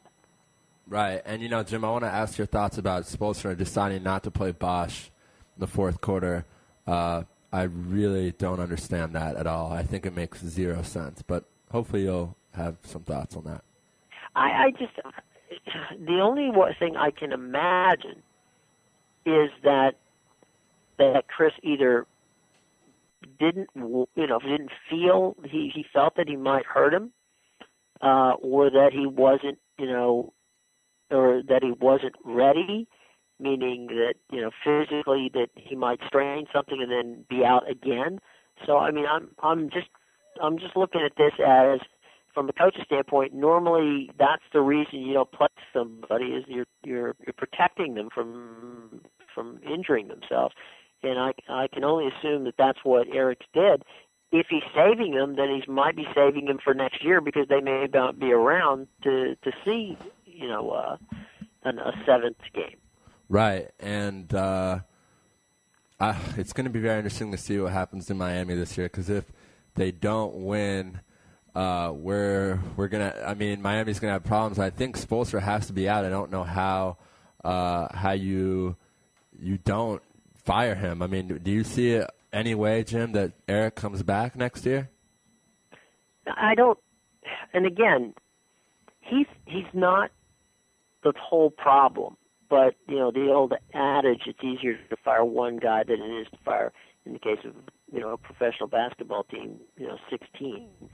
Yeah, I mean, there's no question he'll be gone because he's had, arguably the most talented trio of players in the NBA, but hasn't been able to figure out how to come up with complementary players to make it work. But I certainly, this silliness out there that Phil Jackson or Pat Riley or is going to come back in next year and coach this team is silliness. I mean, there's no way that first of all, there's no way that Riley and Phil are in the same building, and I That's just don't a think great Phil point. Jackson wants to come back and coach anybody anymore. I think he's had plenty of time in the coaching business. I think with his knees being as bad as they are, that he's just enjoying life with Jeannie Bussin, and that whole situation is Right, and calmed down. But there's plenty of good coaches out there who could come into the Miami situation and settle things down and perhaps build the kind of team that it takes to work with these superstars. And Jim, I've just kind of been tossing this name on around the show the last couple of days. What are your thoughts on maybe Jerry Sloan? I know he's not used to not playing in that kind of environment, of course, being a longtime coach with the Jazz. But it'd be interesting, in my opinion. I want to get your thoughts on this because I have a feeling. Well, Jerry Sloan's a fantastic coach. I don't think there's anybody that would. He did a wonderful job in Utah. Right. For many years. I don't. I think Jerry would be certainly Jerry's a guy who knows the game and is capable of crafting a team together. I'm kind of thinking that they would go younger and try to find somebody who can, be a little bit more related to what's going on in the league and more of a Jerry would be coming in more of a disciplinarian type guy. I mean, that's how he ran the show for all those years in Utah. But, would Jerry Sloan be a bad pick? No. I think Jerry Sloan would be a fine pick in Miami. Oh, interesting. And, Jim, we have about 60 seconds left. I got to ask you some college basketball stuff because there's been some new news out there. VCU will be staying in the CAA for one more year, but Butler will be making the direct jump. And with that being said, that means next year we're going to have Butler, Temple, and Xavier in the Atlantic 10. That's pretty exciting for me, Jim. What are your thoughts on that? Oh, I think it's no question. It's all good for the A10. I think that it energizes anything that energizes college basketball is good for good for sports. It's a great situation, and I think that absolutely. And to be honest, it's also good for the CAA that they get one more year of VCU because Shaka Smart. Really, it's kind of like they can have a little bit of a victory lap, which everybody gets a chance to say, "Okay, you're leaving now. Let's take it out on you." So that ought to be a fun final season of getting one time around the CAA because the CAA is not a bad league, and I think it ought to be fun to see how they react to one last shot at VCU. All right, Jim, thank you so much for your time. It's always a pleasure, and we will speak with you next week. And next week, I think for the first time in a long time, will be Arya and I with you. So thanks again, and have a good day, Jim. All right, guys. Be well. Pleasure chatting with you. And Euros 2012 starts on Friday. Should be interesting stuff over the weekend when we Sunday when everybody gets a chance to sit down and watch. The key game for me on the first one is France and England. That'll be the real tip-off fun one. Okay, guys. And Spain, Jim, since you can't start talking about soccer with me and expect me to hang up on you. I was just going to leave you with that. Go ahead. Italy, Spain, I think will be very interesting just because both teams have a lot of problems, and I think that Italy could shock the world and win that game. I actually predicted Italy to win a week ago on our show. We'll see what happens. You're the only one. I'm the only one, but then again, Jim, I also picked. But that's a good thing. That's a good thing. That's a good thing. But if our segment was longer, we would have examined the Euro. But unfortunately, we've had complications today. But again, Jim, thank you. Next Wednesday, we're talking Euro.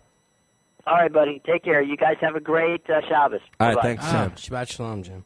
All right, so now we're going to be calling Gina Miller, and my man Aaron is going to be doing this. His specialty in the sports world is football. So luckily for us, Gina Miller, our next guest, her family is listening right now in Tiberias, so shout out to the Miller family in Tiberia. We're going to dial her up, and Aaron's going to talk to her about Cowboys, a lot of big stuff going on. Jerry Jones opening his mouth as usual, doing it all his blah, blah, losing some cornerbacks, I believe. a lot of interesting stuff in Dallas land. Of course, Romo, that's something I think Aaron probably touch up on. Been there for a while, hasn't seemed to really get this team in the right direction. So I'm going to introduce Gina for our listeners, and then it's going to be Aaron for the next 12 minutes. So please stay with us. At 12 o'clock Eastern Standard Time, we'll be having Upton Bell, which is a great guest, and at 12:30, Stephen Howard from the Oklahoma City Thunder studio, an analyst. So we're dialing up Gina right now. And we're very excited again to say that her family is listening right now in Tivelia, up north. We're in Jerusalem, as Aaron said earlier. And we hope that Gina picks up. And how about those sirens earlier? Oh, here's Gina. Gina, are you there? Yeah, I am. How are you? Great. You're on Lewis Live on IsraelSportsRadio.com. Thank Gina, you so hi. much for joining us. Aaron's here. Gina, hi. Aaron Krolik and Raphael Gellar from Hello. Israel Sports Radio. We've been waiting for Thank this you for hour. having me. Yes, thank you for coming on. And we're a couple minutes late. We were supposed to call you, I believe, at quarter till the hour. We're about 3 minutes late, and we have a lot to talk to you about today. I know you want to send a shout out to your family listening. Do you want to go ahead and do that right now? Sure. My dad lives in Tiberias. He's from the States. Lives here in Texas for 30 years, but he lives in Tiberias, right there along the main strip. That's amazing. Hello to Dean Miller. It's about an hour. It's about an hour north of Jerusalem, maybe about 2 hours north of Jerusalem. Exactly. Yeah. And we're broadcasting, of course, from German colony in Yerushalayim, and we're at the center of the sports world here, and we have you on, and we know that the Cowboys. We want to we want to get right to the NFL here. We're always talking NFL. At least I am. I'm always thinking NFL, and my friends are, and people on Twitter. There's always news about NFL, and with the Cowboys, I feel like there's so much to talk about, and I feel like, can you give our listeners in Israel and around the world, a couple of hot topics right now that are surrounding the Dallas Cowboys for their upcoming 2012 season? Sure. I mean, Cowboys are always such, like you said, a hot topic because people either love them or they hate them. They're always one of the most highest rated teams whenever the games are broadcast nationally. Everybody wants to always know about the quarterback. When it comes to the Cowboys, that's who it starts with. And Tony Romo, it's such a lightning rod here in Texas and really across the country. People either love him or they hate him. And quite frankly, a lot of Cowboys fans are a little tepid on Tony Romo because while he had a great season last year, numbers-wise, he continues to not lead this team into the postseason and into playoff success, at least according to Cowboys fans. And he's someone who's facing a lot of pressure this season.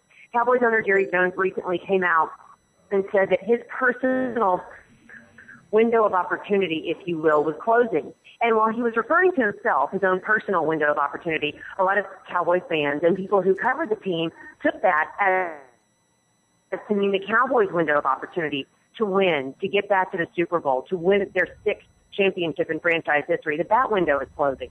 So the pressure's on this team. Cowboys owner Jerry Jones said, hey, I've made every personnel move to give Cowboys head coach Jason Garrett the tools he needs to be successful this season. And Jason Garrett is very much about the process. He's a very methodical, straight-laced kind of guy. So it's going to be interesting to see how those two guys go forward. I agree, Gina. That's a great segue into this. But we were just talking about Jason Garrett, and watching a number of Cowboys games last year, whether it be on the NFL Red Zone channel or on national TV, we saw Jason Garrett literally blow some games.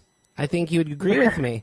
So I always kind of find myself defending the Cowboys because I don't believe there is.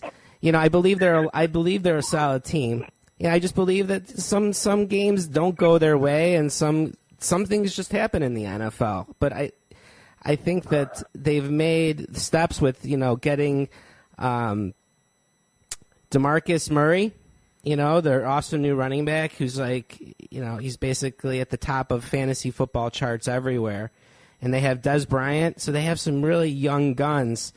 To go along with Jason Witten, who's healthy, and a healthy Miles Austin. I don't think the offense is that much of a problem. We have to worry about the Rob Ryan defense. And, whether or not the defense can hold up against, later in the season when injuries come in. But, that this seems to plague every NFL team. What who have the Cowboys? Can you tell our listeners if what moves specifically have the Cowboys made in the offseason, if you know of any, to get better?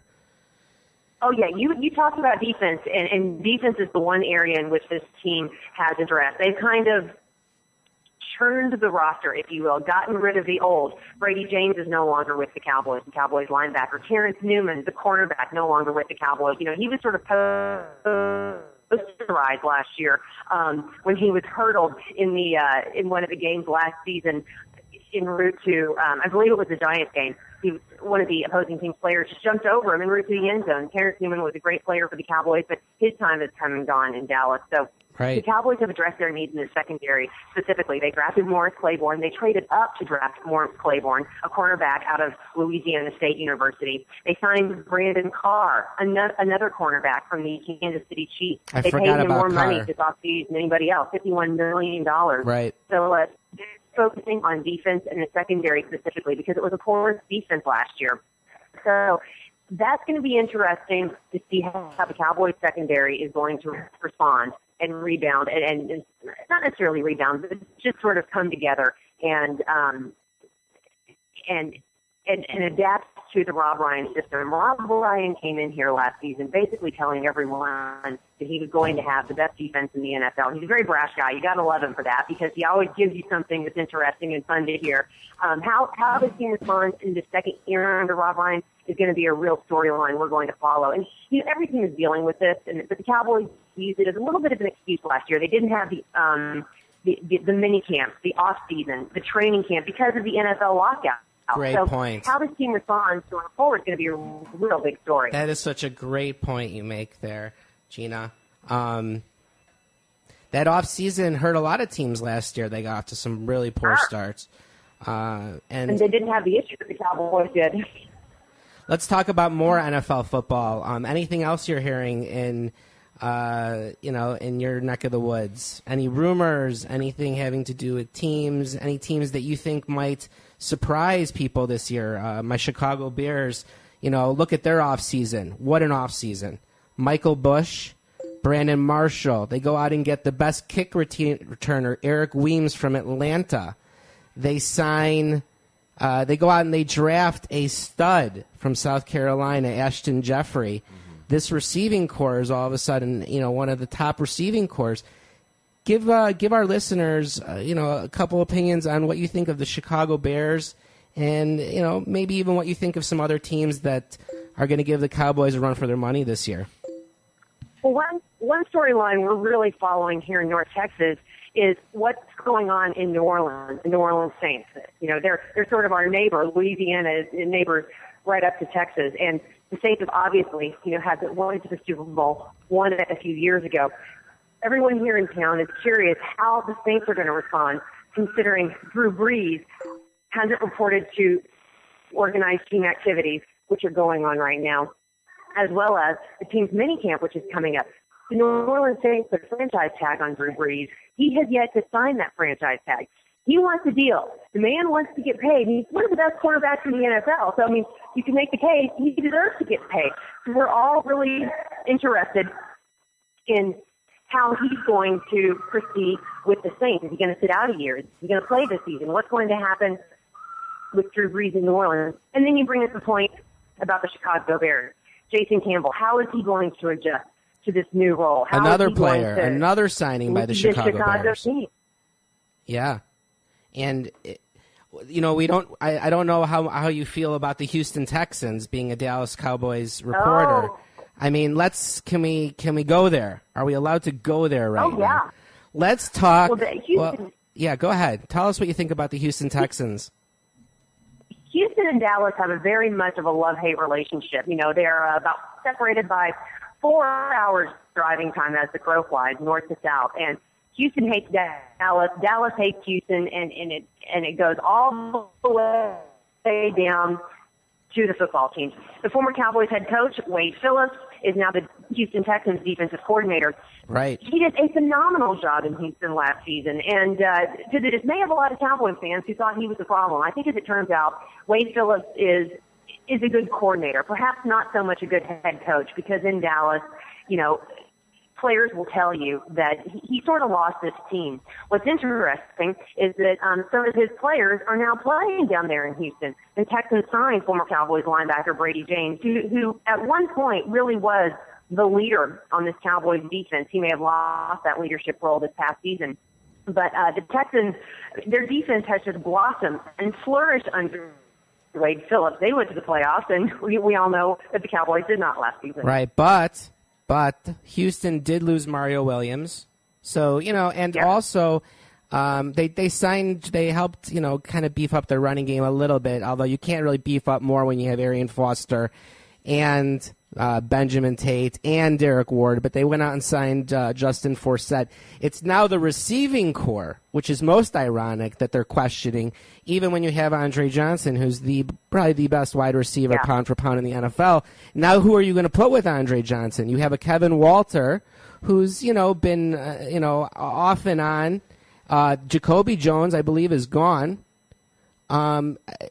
I'm trying to think why, the Texans didn't. I feel like they haven't made any moves for any receivers. They have, and then at tight end, I believe Joel Dreesen left. He went to sign. I think he signed with Denver, with Jacob Tamme.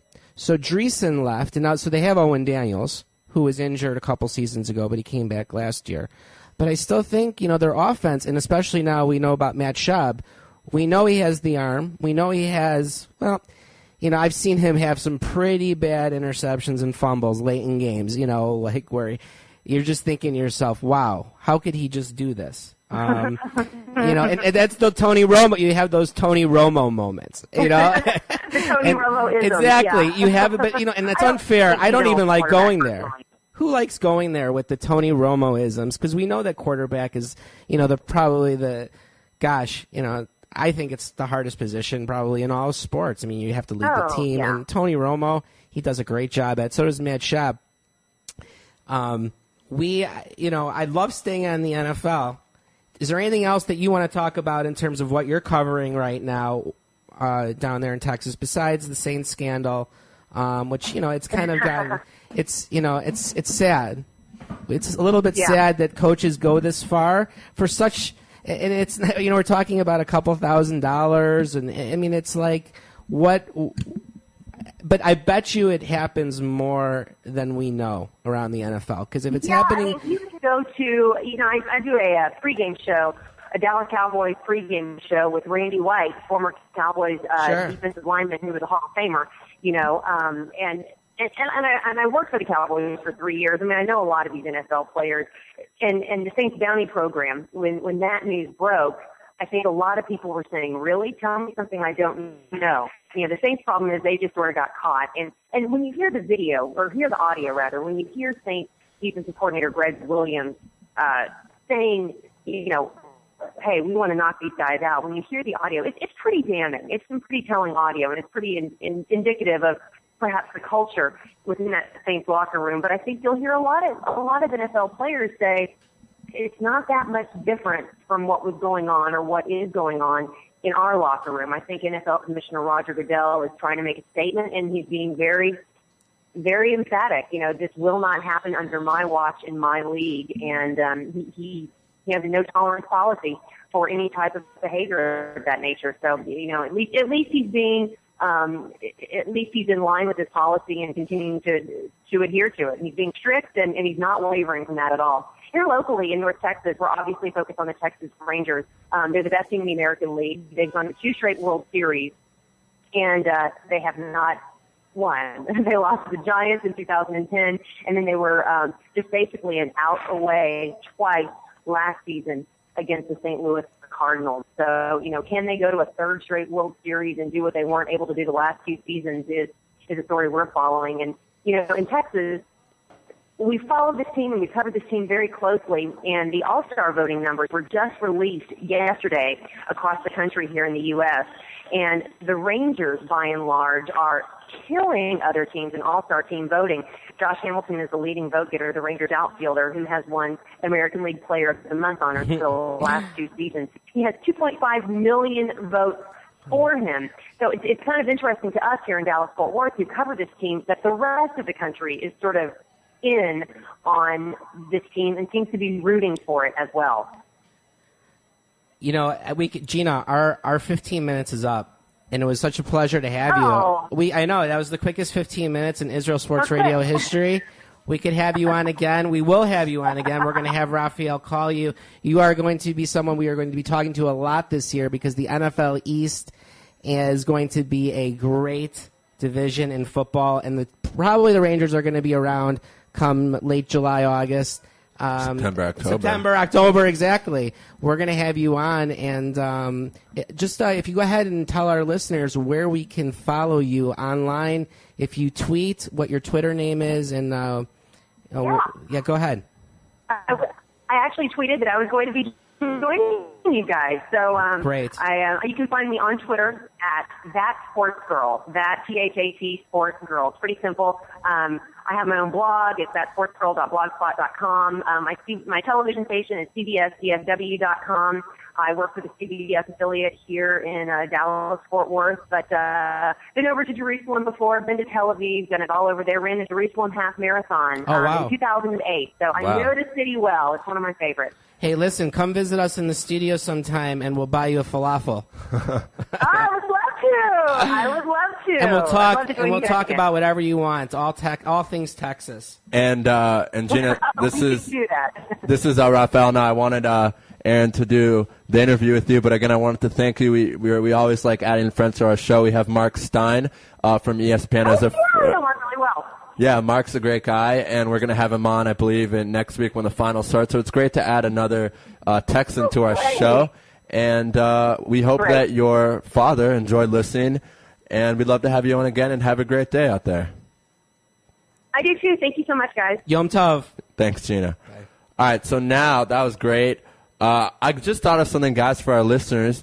When we had all those problems, I was told by someone who knows a lot of stuff about technical stuff that the sirens could have messed with our equipment because it's the sound waves, and the siren's very strong. Of course, it has to be heard throughout all of Jerusalem. After checking up with some people, we found that it was what's the word in English? Like sirens that to make sure that nothing's going to happen. Those are sirens that you hear when missiles are sent over to Israel. So we're lucky that it was just a test and nothing real. Baruch Hashem to that. But I just wanted to maybe say that I think that's why we had so much problem with our equipment. Anyway, it's our pleasure to interview a very, very well-known talk show host and the former New England Patriots general manager, worked for the Baltimore Colts. I know this is a special treat for Aaron because he's a very big NFL guy. And we're going to be dialing up Upton, and we want to say hello now to all his listeners listening in from Boston. I know he gave us a plug on his Facebook page and maybe on Twitter. If he has Twitter, we'll find that out. But welcome to all our Boston fans. We love Boston fans. We've had a lot of great people on. We have a good friend, Kyle Draper from Comcast New England, who came on with us last night in Miami to talk Celtics, and great stuff with him. So we're going to dial up Upton now and make sure he's doing okay. He had a knee injury. I'm sure all you listeners in Boston know that. Some sort of injury, required surgery. We had a scheduled interview a couple weeks ago, but he got hurt, so we're hoping he's feeling better. And we're dialing him up. Hi, am I speaking with Upton Bell? That's why I said shalom. Upton Bell, you're live on Lewis Live on Israel Sports Radio with Raphael and Aaron. How are you doing? I'm doing fabulous today. Good. We got to, before we get into everything, I got to ask you, how's your health doing? Have you recovered from your surgery? I have recovered. In fact, I'm ready to take the court against the Miami Heat. That's good to hear. Your Celtics are doing an amazing job. I'm going to talk with you a little bit about the Celtics, and then Aaron's going to talk to you about all New England Patriots. A lot of great stuff coming in next year. So, Aaron. Hi, Upton. How are you, Upton? I'm doing great. Let me ask you. I'll ask you in Hebrew. Ma shlomcha. And you're supposed to say. Ma shalom. You're supposed to say mitsuyan, and that means excellent. Mitsuyan. Perfect. All right, Upton. You said it first. We had last night from Comcast New England, Kyle Draper, a good friend of our program who was in Miami. We talked a lot about the game. Everyone made their predictions, and I'm not going to lie, everyone picked the Heat. So what's going on in Boston? How did they pull off that win last night? It was remarkable. It's called heart, and you guys ought to know you're in the Middle East, and you're survived as a country because of heart. You're surrounded on all sides, and I look in a different way in sports, the same way with the Celtics. They're old, they're injured, but they have great basketball minds, and they have a will, the likes I haven't seen in sports in a long time. Right, and you said it best. The truth, known as Paul Pierce, did not have a good game the first, 3 quarters, but in the fourth quarter was great. Kevin Garnett, who I love, he's one of my favorite players, so much heart, so much tenacity. And I got to ask you, Upton, what do you think about Rondo's comments in Game 4 at halftime when he said that the Miami Heat were complaining too much, and that's why they were able to score so much on the offensive side? Well, first and foremost, the great thing is that he's one of the few players that will tell the truth. Right. That aren't phony and don't say things just for the sake of saying them. The Miami Heat have been bitching all along, complaining instead of playing basketball. They don't play as a team, and when they don't get the calls, they bitch and moan. Rondo probably shouldn't have said it, but everybody was cheering when he said it because he told the truth. Right, and you made a great point. Rondo's not afraid to tell the truth. And you know something interesting, Upton?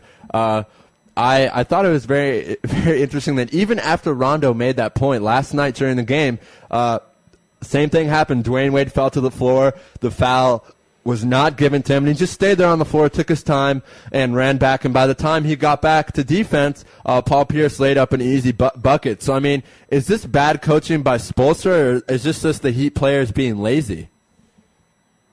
Well, I think it's partially bad playing by the not 1, not 2, not 3, not 4, not 5, not 6.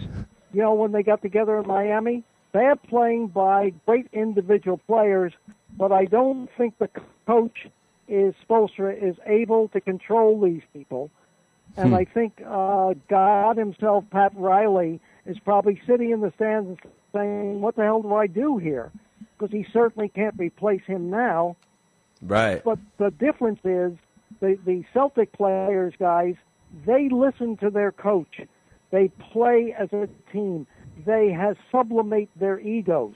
These guys, their egos are bigger than team. That's true.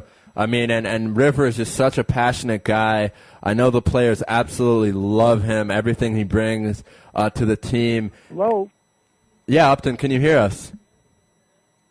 Yes. Okay, I think we lost there for a second. I was saying I completely agree with you. Doc Rivers is known for being one of the best coaches in the NBA, and not just being a good coach, but being a guy who really truly cares about the game being played the right way and all about passion. And there's so many great players on this Celtics team, and as you mentioned, there's no ego with them. I mean, they all work as a team.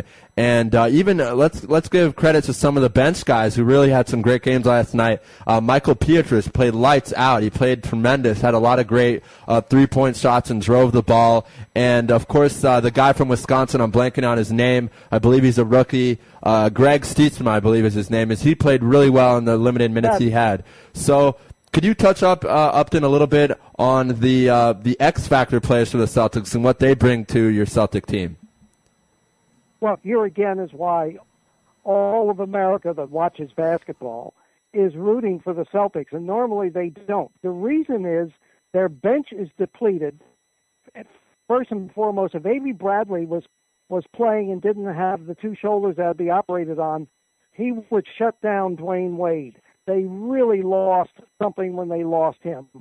But when you look at Brandon Bass, who's their fifth man and a much bigger improvement over Big Baby Davis, and then you look at Stiefma, who never played until the age of 27 in the pros, and particularly Michael Petrus, who not only hit those big threes last night, but he has to guard God himself, LeBron James. So they have gotten great contribution off a bench that can't match Miami's bench. I mean, listen, I never really get too high or too low about any of the games I watch. But I'll have to say, for the first time in my life, I have really rooted for this team because in an era of overarching egos, this team really represents something that we all like.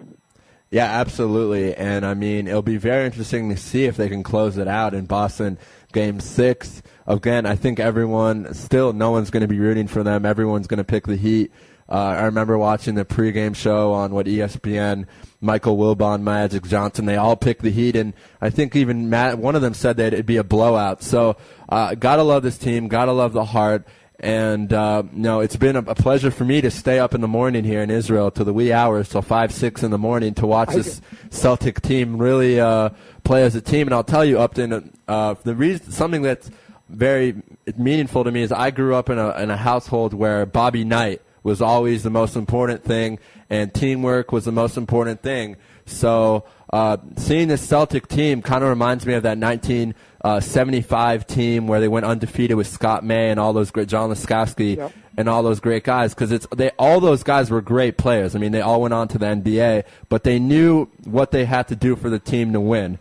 And that seems to be exactly what the Celtics are doing. I'm not comparing Doc Rivers to Bobby Knight, but I'm saying that I've been very, very impressed by Doc Rivers. He's definitely outcoached Eric Spoelstra, and I'll be rooting for the Celtics to go all the way, and it'll be very interesting to see what happens. And now, Upton, you have an amazing resume. Sorry, go ahead. Yeah. Guys, just before we get to football, because I do want to get into that with you, let me just say something about the ESPN crew and Magic Johnson in particular. Okay. Magic Johnson was a great, great player, one of the smartest players of all time, a great businessman. But he doesn't know what the hell he's talking about when he talks about the Celtics and this particular team, the Heat. And most of that panel have gotten it wrong because they looked at the easy way. These are three great individuals, and we see them going all the way. The best crew is the TNT crew with Charles Barkley and company, who really tell it like it is. So I don't pay much attention to that panel on ESPN. I'm sorry, but I don't. No, interesting. That's and the panels are very different. I believe that TNT's panel just won an Emmy Award, or Charles Barkley did. I love listening to TNT. But that's a great point there. Interesting stuff from Upton Bell. We're on right now. For our listeners that are just tuning in, we're on with Upton Bell, who is a radio talk show host in the Boston area and also a former American football executive. And now I want Aaron to come in to the picture and kind of talk to you about football and your amazing resume. You've been around the league for so long in the game. So here's my co-host, Aaron. Upton, hi, it's Aaron Krolik from Israel Sports Radio. We're so happy to have you on today. What time is it there by you? I'm happy. It right now is 12:15 in the morning. Okay, that makes sense. It's about 7:15 here in Jerusalem, and we're still talking sports. And I wanted, just before we get into football, I wanted to ask you something. We talk a lot on the station right now. We're kind of ripping on the Miami Heat and Spoelstra. Meanwhile, the series isn't over, and we've seen a lot crazier things in sports. Everyone's talking like the Miami Heat is in last place and they didn't even make the playoffs. And I think that there's still 2 games to be played, and we'll see what happens. That being said, tell our listeners one thing. What does it mean when people say, I think that Doc Rivers outcoached Eric Spoelstra? What is the definition of being outcoached in your mind? Well, first and foremost, most of the people that say this don't know what they're talking about. Doc Rivers doesn't necessarily out-coach Spoelstra because Doc Rivers has a group of players that listens to what he has to say and understands at strategic moments in the game when he tells them what they need to do, they're like coaches and do it. Spoelstra is not so much being out-coached. He's dealing with a group of individuals who are more interested in how they get the ball and get themselves in position to score. So it's kind of unfair to Spoelstra because I think if Spoelstra had a different type of team, you would see a different type of coach. So believe me, guys, when I tell you, the people who watch this game and have never coached it or play it don't have a clue. That's, I mean, I hope I answered your question in a roundabout way. You are totally roundabout with that answer, and it's funny. Yeah, the sports people get their news from so many sources nowadays. You know, just going to who you read on Twitter, who you're following. You know, all of the newspapers are online. You have sportscasters all over the country, and people have their own opinions. And you know, it's amazing that people have. You know, there are people that get paid, you know, to do this, to do sportscasting, and according to you, you know, they don't even know what they're talking about. And we listen to them, and we try to sort through them analyzing these games. But you know, who really knows? I guess it's up to yeah. Go ahead. Listen, the great thing about talk radio is everybody has an opinion. Yes. Right. And that's what talk radio is about. I have no problem with that. But when some people come on and talk about a game that either haven't played it or coached it or been in that type of situation, then I just accept it as an opinion, but I don't accept it as fact. Interesting. For instance, the color commentary on the games has been terrific because the man who is talking about the game coached the game and was in the game and really understands what is going on out in the court. Right. And I think that's the advantage we have in watching them on ESPN. Right, and of course you're taught for our listeners right now who aren't been watching you, of course, talking about former Knick coach and a lot of other stuff, Stan Van Gundy. Van Gundy, yeah, right. Terrific. And Upton, tell our listeners a little bit about yourself. I mean, you have such an interesting story. I'm just here on looking up your name, Upton Bell, you know, and we see that you started out with the Baltimore Colts in 1960 working as a dressing room attendant. Tell our listeners maybe if you can in a short time, because we want to ask you so many more questions about right now, but tell us kind of how you got from a dressing room attendant to, a world-renowned sportscaster. Well, first of all, let me start by saying any of your listeners in Israel and the Middle East, if they want to get a great book on the story of my family and partially on my life, get a book called On Any Given Sunday by Bob Lyons of the Associated Press. Right. Okay. My father founded the Philadelphia Eagles, was a co-owner of the Pittsburgh Steelers. Bert Bell, correct? Invented the pro football draft. Wow. Invented sudden death overtime. Was commissioner of pro football from 1946 to 59. Changed all the rules of pro football. And I'd have to say, if he didn't come along at the right time, I don't think the game would be, outside of soccer, the number one game in the world. So my background was that I went to the Colts after graduating from college, worked my way up through the organization to, at the age of 24, the director of player personnel, which is all the drafting of the college players for the pro football draft. And then we, of course, went to 2 Super Bowls, lost in the 1968 famous Joe Namath I Guarantee Super Bowl. We won in 1970, and then I came to the Patriots as their general manager for 2 years and was fired in a dispute with the owners. I went on to own my own team in the World Football League with Arnold Palmer, and then came back to Boston and ended up in radio and television for the last 35 years. And a lot of... That's a short synopsis. That was perfect. Right, that was exactly what we were looking for.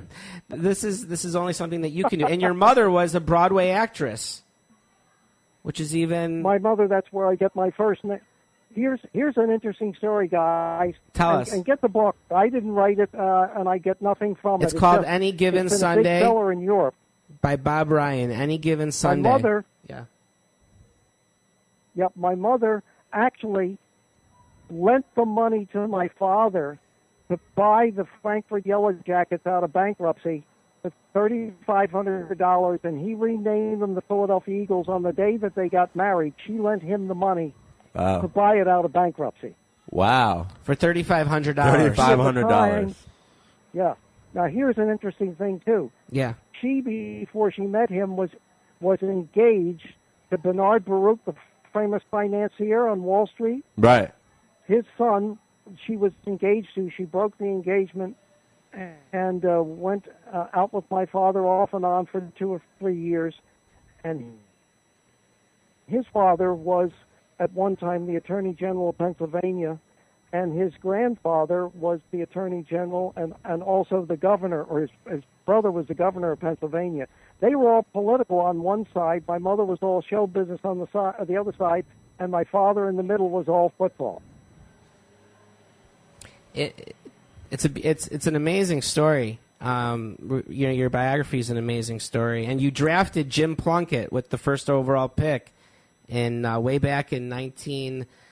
What year was that? 1960? 71. 1971. 1971. In fact, on the Baltimore Colts team that went to the Super Bowl, out of the 40-man roster, 17 of them were players that I and my group had drafted, and 2 or 3 went on to the Hall of Fame. So it was a great run. I had a great time.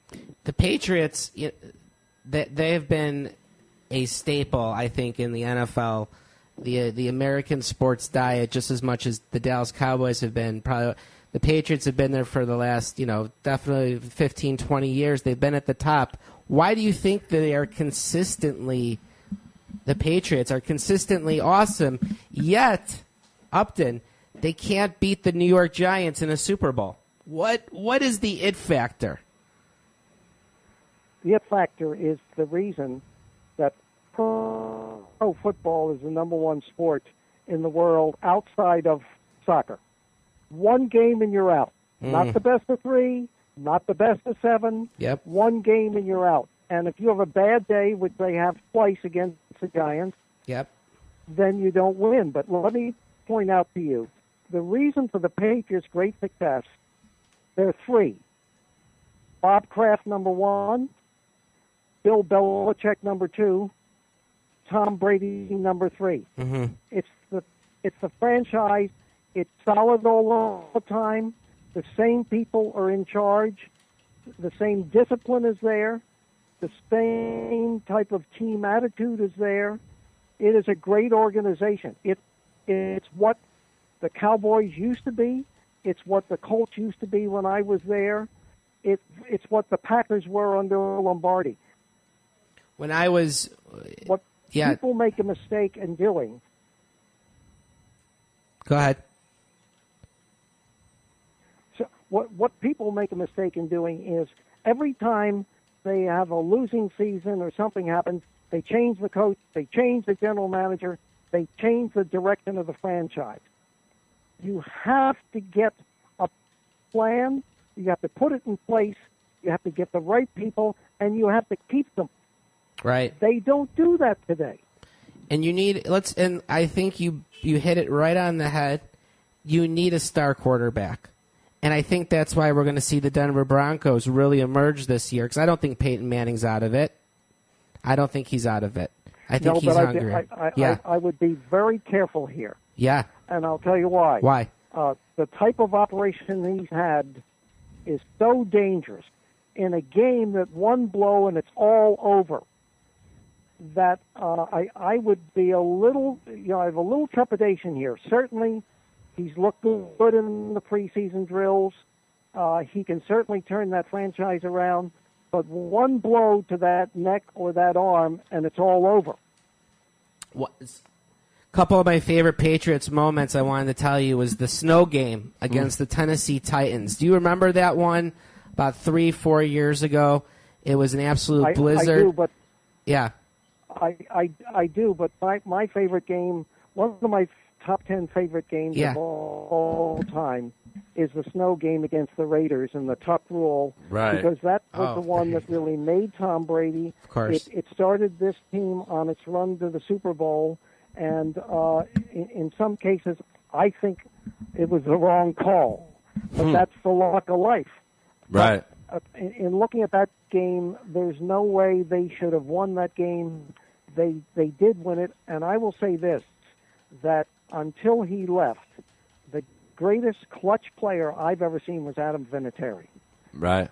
Brady was really and has been really great. All right, so we lost Upton there. Like I said, the connection's been really weird. We're going to try him again to finish the interview there. We had a good segment with him, though.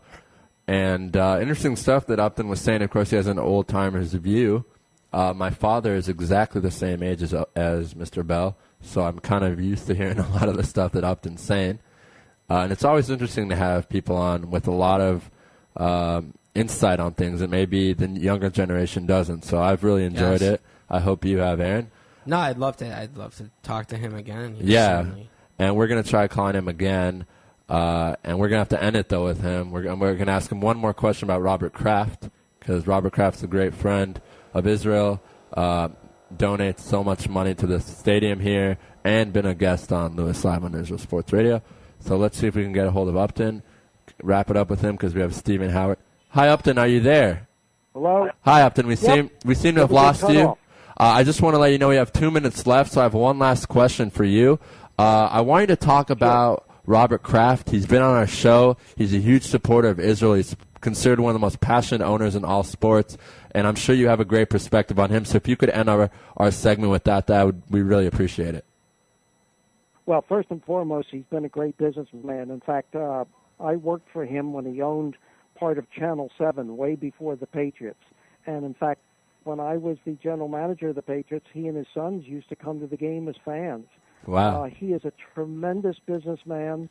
He has a great passion for his team. But again, he did something that a lot of people have not done, and I'll go back to it. He put together, just like all his other businesses, he put one person in charge. He made them responsible and said, this is this is our plan. This is what I want you to do. And if you're successful, you'll stay a long time. If you're not, you're gone. So his key hirings are Bill Belichick. And then, of course, the luck of the draw, they got Brady. But the key architect that Kraft hired and will always be remembered for is Belichick, who, is not very loved in press conferences, but is a great, great coach. He has done a lot for the communities. As you've seen, he has loved Israel. He has done a lot in your country. Absolutely. He's done a lot for the Jewish charities and other people here. He's a tremendous guy, and I can't say enough about him as an owner, as an organizational person, and, of course, his wife was one of the dearest people you'd ever meet, Myra Kraft. Absolutely, and we were very, very sad in Israel to hear about her passing, because she was very instrumental in the Israel Football League here. Mr. Kraft bought a stadium in downtown Jerusalem, donates a lot of money every year to make sure it's going. In fact, one of our correspondents is the commissioner of the league. It's starting to become incredibly popular. 10 teams all across Israel, northern Israel, southern Israel, central Israel. We love Robert Kraft. Like I said, he's been on the show, and we have so much respect for everything he does as a person and as an owner. And Upton, unfortunately, I wish we had more time, but we got to run. It's been an absolute honor and pleasure to have you on, and we'd love to have you on in the future. It's great talking to you. I would love to be back again. Shalom to all of you and all of the people in Israel and throughout the Middle East. And someday football will be almost as popular as soccer. Amen. Thanks, guys. We'll see, Upton. Thank you so much, and have a great day. Thank you. All right, Upton Bell. Great interview there. Good stuff, Aaron. Yeah, he seemed to have, you know what? He seemed, for a 75-year-old, right, a lot of energy. A lot of energy, a lot of passion. We are actually going to take a long-awaited commercial. We should have taken it a long time ago, but we haven't been able to. So we'll be back in about 4 minutes. So stay with us. You're tuned in to the only all-sports talk network in the Middle East, IsraelSportsRadio.com. Body and Soul Gym in the heart of Talpiot. Great machines, excellent staff, and wonderful classes such as Pilates, yoga, and kickboxing. Give them a call at 02-678-8861. Once again, that's 02-678-8861. www.body-soul.co.il. Once again, that's www.body-soul.co.il. That's Body and Soul in the heart of Talpiot, which is great for your body and your soul. You're already using a credit card every day. Why not feel good every time you make a purchase? When using the HAS Advantage Support Israel Visa card, a percentage of each purchase you make will be donated to your choice of 24 Israeli-based charities, while still earning a reward point for every dollar spent. But wait, these rewards are even better than the standard rewards you get, especially when using them towards Israel travel, with the best conversion rate on El Al's Matmeed Frequent Flyer program. Earn double points at some of your favorite supermarkets and restaurants in the U.S., as well as discounts all over Israel. If you love traveling and supporting Israel, HAS Advantage is the card for you.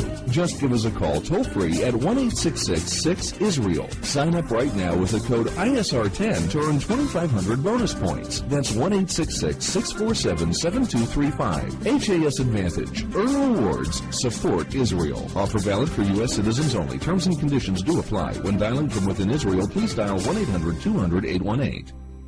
Israel Sports Dynamics specializes in football consulting, equipment, uniforms, and more. Great brands such as Nike, Russell Athletics, Shutt Sports Products, and many more. Just one call away. With over 30 years coaching experience with university and professional athletes, Harry Hill, owner of ISD, can advise you for all your sports needs. Call 054-581-3248. That's 054-581-3248, or visit our website at www.isdisrael.com. If that's not easy enough, click on the ISD banner on the Israel Sports Radio website and be part of the game. Are you tired of paying for expensive gym memberships that you don't use?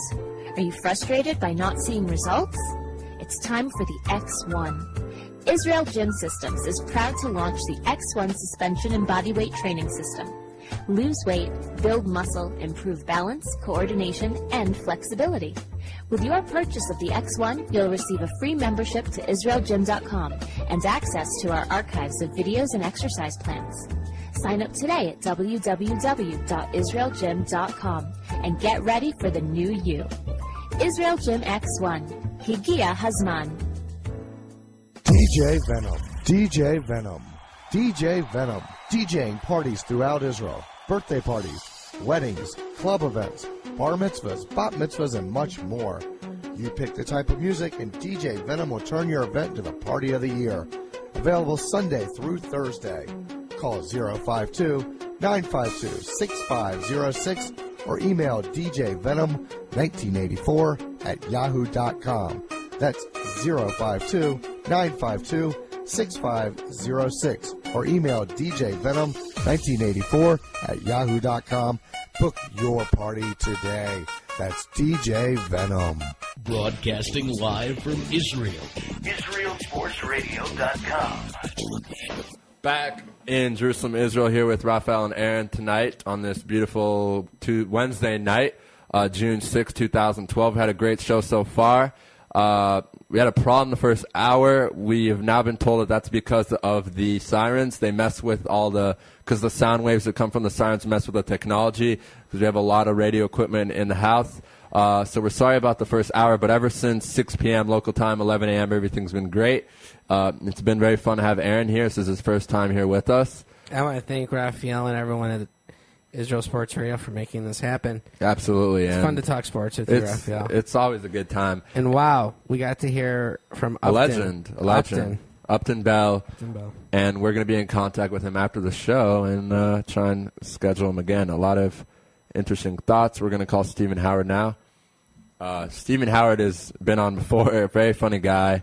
And we're going to talk Thunder. We're really going to talk Thunder. We're going to talk 15 minutes of Thunder, in fact. Maybe a little Heat, because we've been knocking the Heat all show. We'll see how things go. And just trying to get a hold. Hello? Hi, am I speaking with Stephen Howard? Yes. Stephen Howard, you're on Lewis Live on IsraelSportsRadio.com. Thank you so much for joining us today. We've had a great show, and we're very happy to finish it off with you. Sounds great. Thanks for having me. Absolutely. And, when we first contacted you about having you on, little did we know that tonight, in a matter of hours, that your Oklahoma City Thunder could be advancing to the NBA Finals. So could you talk a little bit about that? Yeah, I mean, it's an exciting time for the Oklahoma City Thunder, and they've put themselves in a position for such a young franchise, only 4 years on the books in Oklahoma City, to reach the NBA Finals with a great chance of actually winning a title. But they've done a great job throughout this series, and I've really been impressed with their ability to withstand the various waves of attacks from the San Antonio Spurs. And really, if you look at the series coming into it, San Antonio was a favorite because of their depth, because of their bench, because of the experience. But if you look at how this series has played out, it's really been the depth and experience of the Oklahoma City Thunder that have excelled and propelled them in these last 3 games that they've won. And, San Antonio came in with a 20-game winning streak, but really, if you know anything about sports or played sports, the fragility of the psyche of an athlete is very fickle. And I think this has really exhibited that to a great extent, because now the San Antonio basketball team, you got players on there like Danny Green that has zero confidence, and you look at the whole of the Spurs, and they're really struggling right now with that confidence.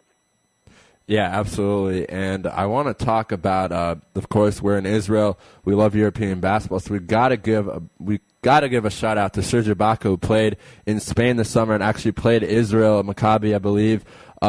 What is going on with him? 11 for 11, making jump shots, kind of looking like Russell Westbrook out there making all those J's. What has gotten into him the past few games?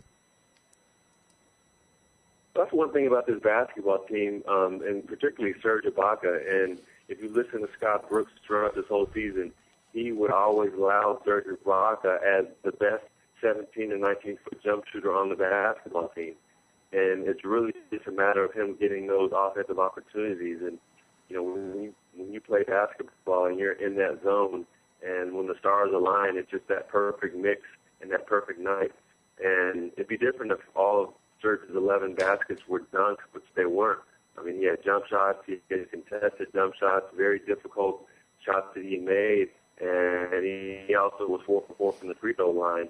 And if it weren't for that one turnover that he had, he would have an exceptional, perfect night. But, Serge is a guy that's played with confidence all season long, and he's really a guy that once he gets active on the defensive end, it really is a boost for his offensive game.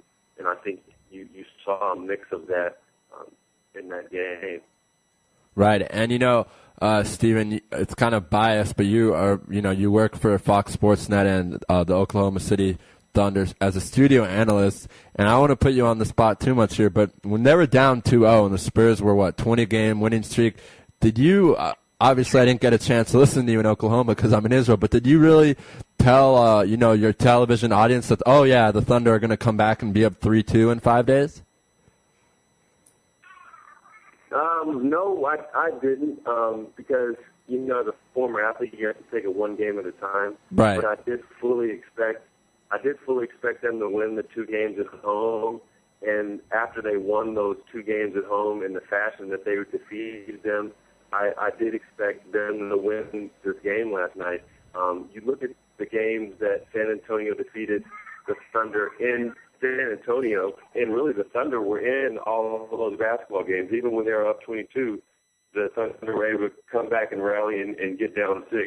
And then the games where the Thunder defeated the Spurs in Oklahoma City, the Spurs didn't have those same types of rallies. So, I fully expected them to hold serve at home court because, they have some of the greatest fans in the NBA. And this was a group that plays with a chip on their shoulder that hates to lose. So, no, I didn't expect it to be 3-2 at this juncture, but I did expect a 2-2, and I did expect them to win after they had it for 2-2. Right, and going forward, tonight is Game 6. I'm sure people in Oklahoma City will be – this is the game of the franchise. Without – let's not talk about the whole Seattle Supersonics. I know a lot of our Seattle fans always get mad when we say they're the same team, so we won't go there. But this is huge for the city. I know Oklahoma City really loves this team because it's the only professional I know there's a AAA baseball and I think a hockey team there, but no pro sports team besides Oklahoma. So how crazy do you think the environment's going to be tonight in Oklahoma City? Well, you talk to any player that has played there against the Thunder, and they will tell you, talking to the Dallas Mavericks, that this is the rowdiest, raucous, best fan base in the NBA. And you can just watch from the beginning jump ball. They stand until the Thunder score. So, without a doubt, this is going to be a ridiculous atmosphere and an electric atmosphere tonight. And, you're right. This is a franchise-defining game tonight. To be able to reach the NBA Finals, defeating, arguably the best team in the NBA throughout this whole season. So, yeah, this is going to be, that's a must-have ticket, must-see TV, definitely. Right. Stephen, Aaron Krolik here, co-host on Israel Sports Radio. I want to just chime in and ask you, which team, let's say Oklahoma City, God willing, gets to the finals, which team from the East would you least want to see play against the Thunder? I guess, which team do you think the Thunder has the most chance of beating? Honestly, looking at the matchups and, being around the Oklahoma City Thunder, they don't care who they play because they feel if they play their basketball, they can defeat anyone. And if you look at the records against the East, the Thunder has a great record against all the teams in the East, and they have a winning record against every team throughout the season. So, I really don't think it would make a difference between the Celtics or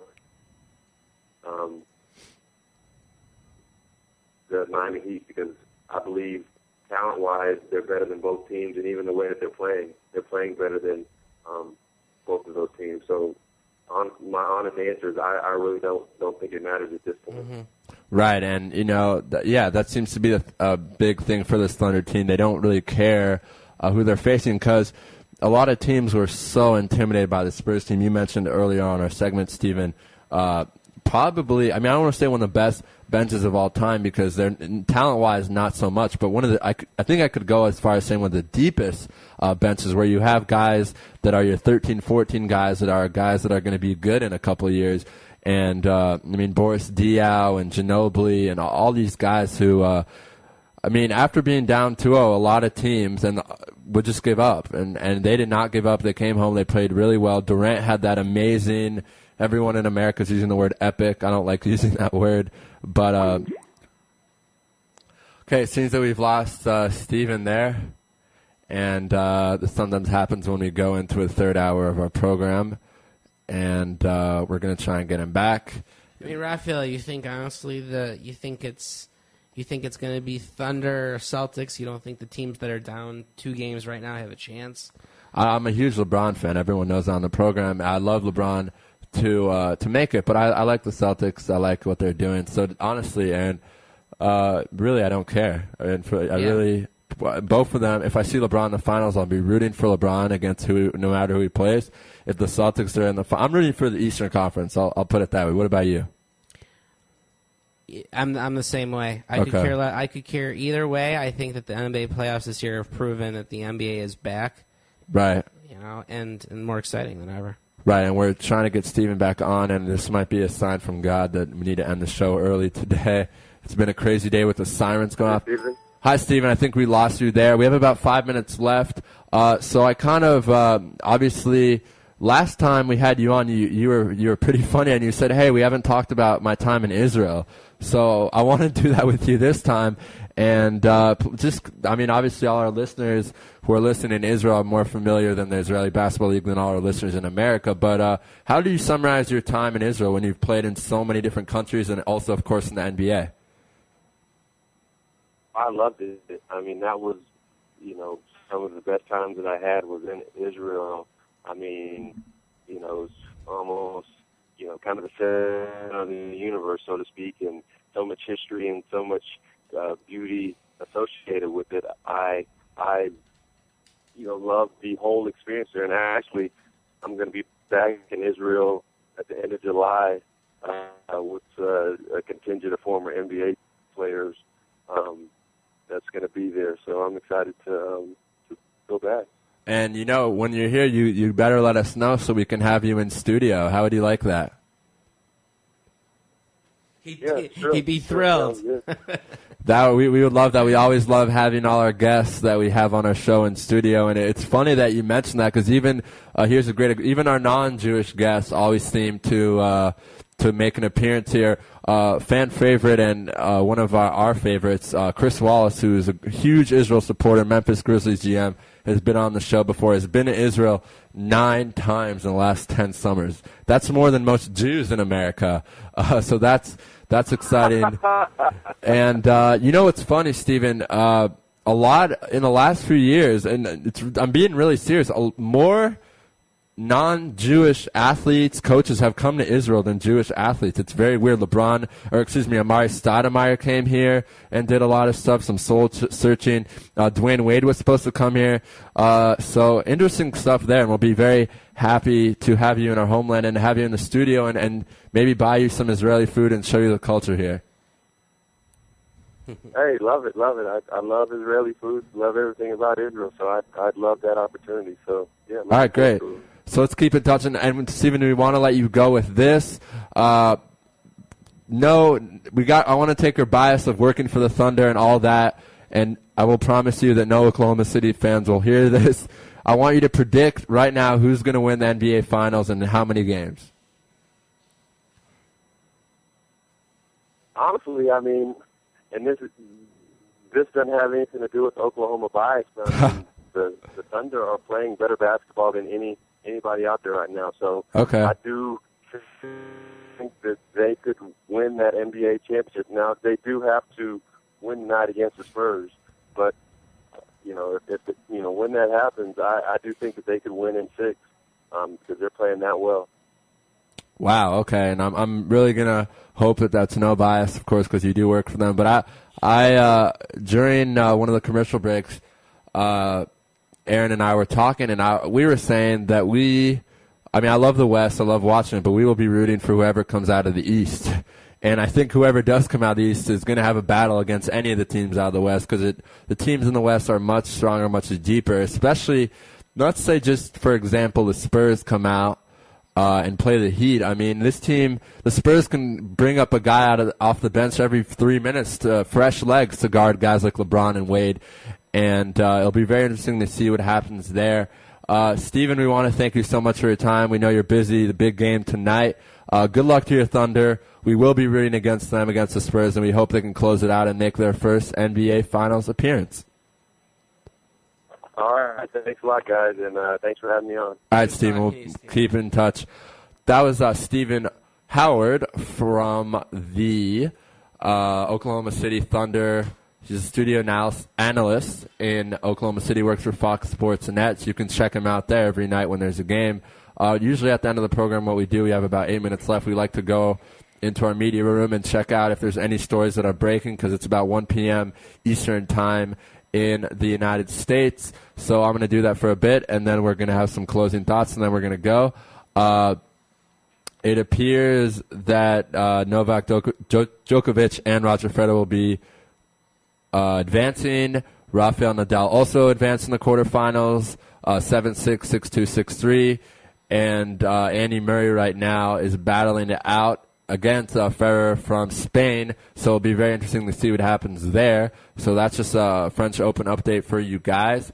More updates here for you guys. It looks as if, blanking on the names, Terrell Suggs from the Baltimore Ravens was not injured in conditioning practices. He was injured while playing football. We're still trying to, playing basketball. We're still trying to figure that out. Very disappointing if that's the case. We'll see what happens there. Looking around the soccer world, exhibition games last night. Sweden won 2-1. Turkey won 2-0. France, who I really like, won 4-0. And very exciting that this Friday will be the start of the Euro, the biggest soccer tournament in the world besides the World Cup.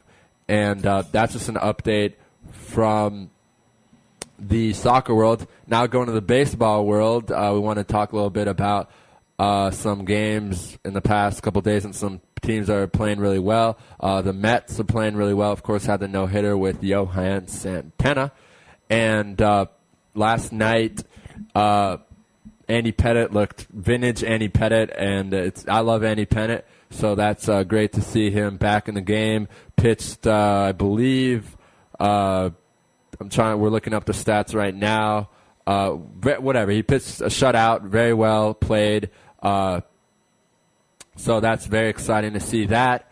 And just looking around the league a little bit more, it looks as if Clemens is still going on with the trial. We're going to see what happens with that.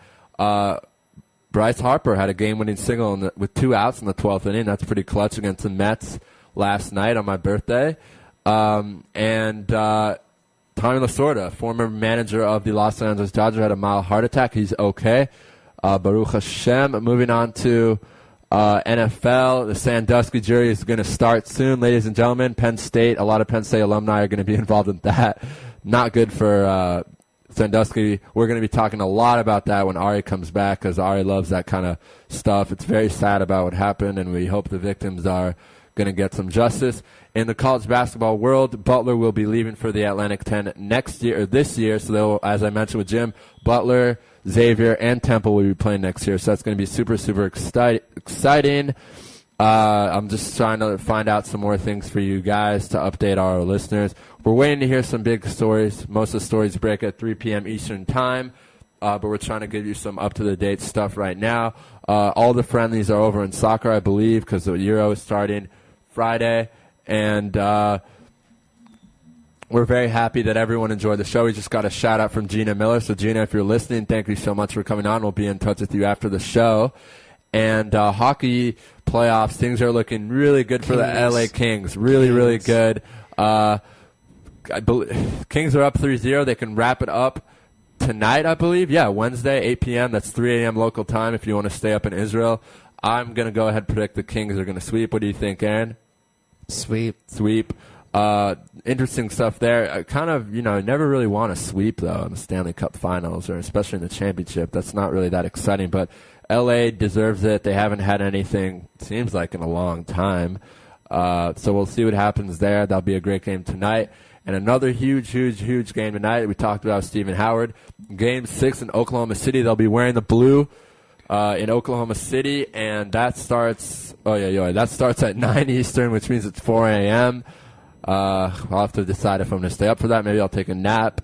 The Lakers decide to pick up $16.1 million option on Andrew Bynum. Interesting stuff there. He was an All-Star last year. The Wizards decide to keep Ryan Whitman, who, of course, is a former IU grad. Got to give some love to him. Was on the, I believe, the 1981 or the 1987 championship team. IU. Go IU, go Hoosiers. Not really sure why the Wizards retained him. He was 18-31 as their coach, but maybe that's good enough. We need a Hoosiers Day.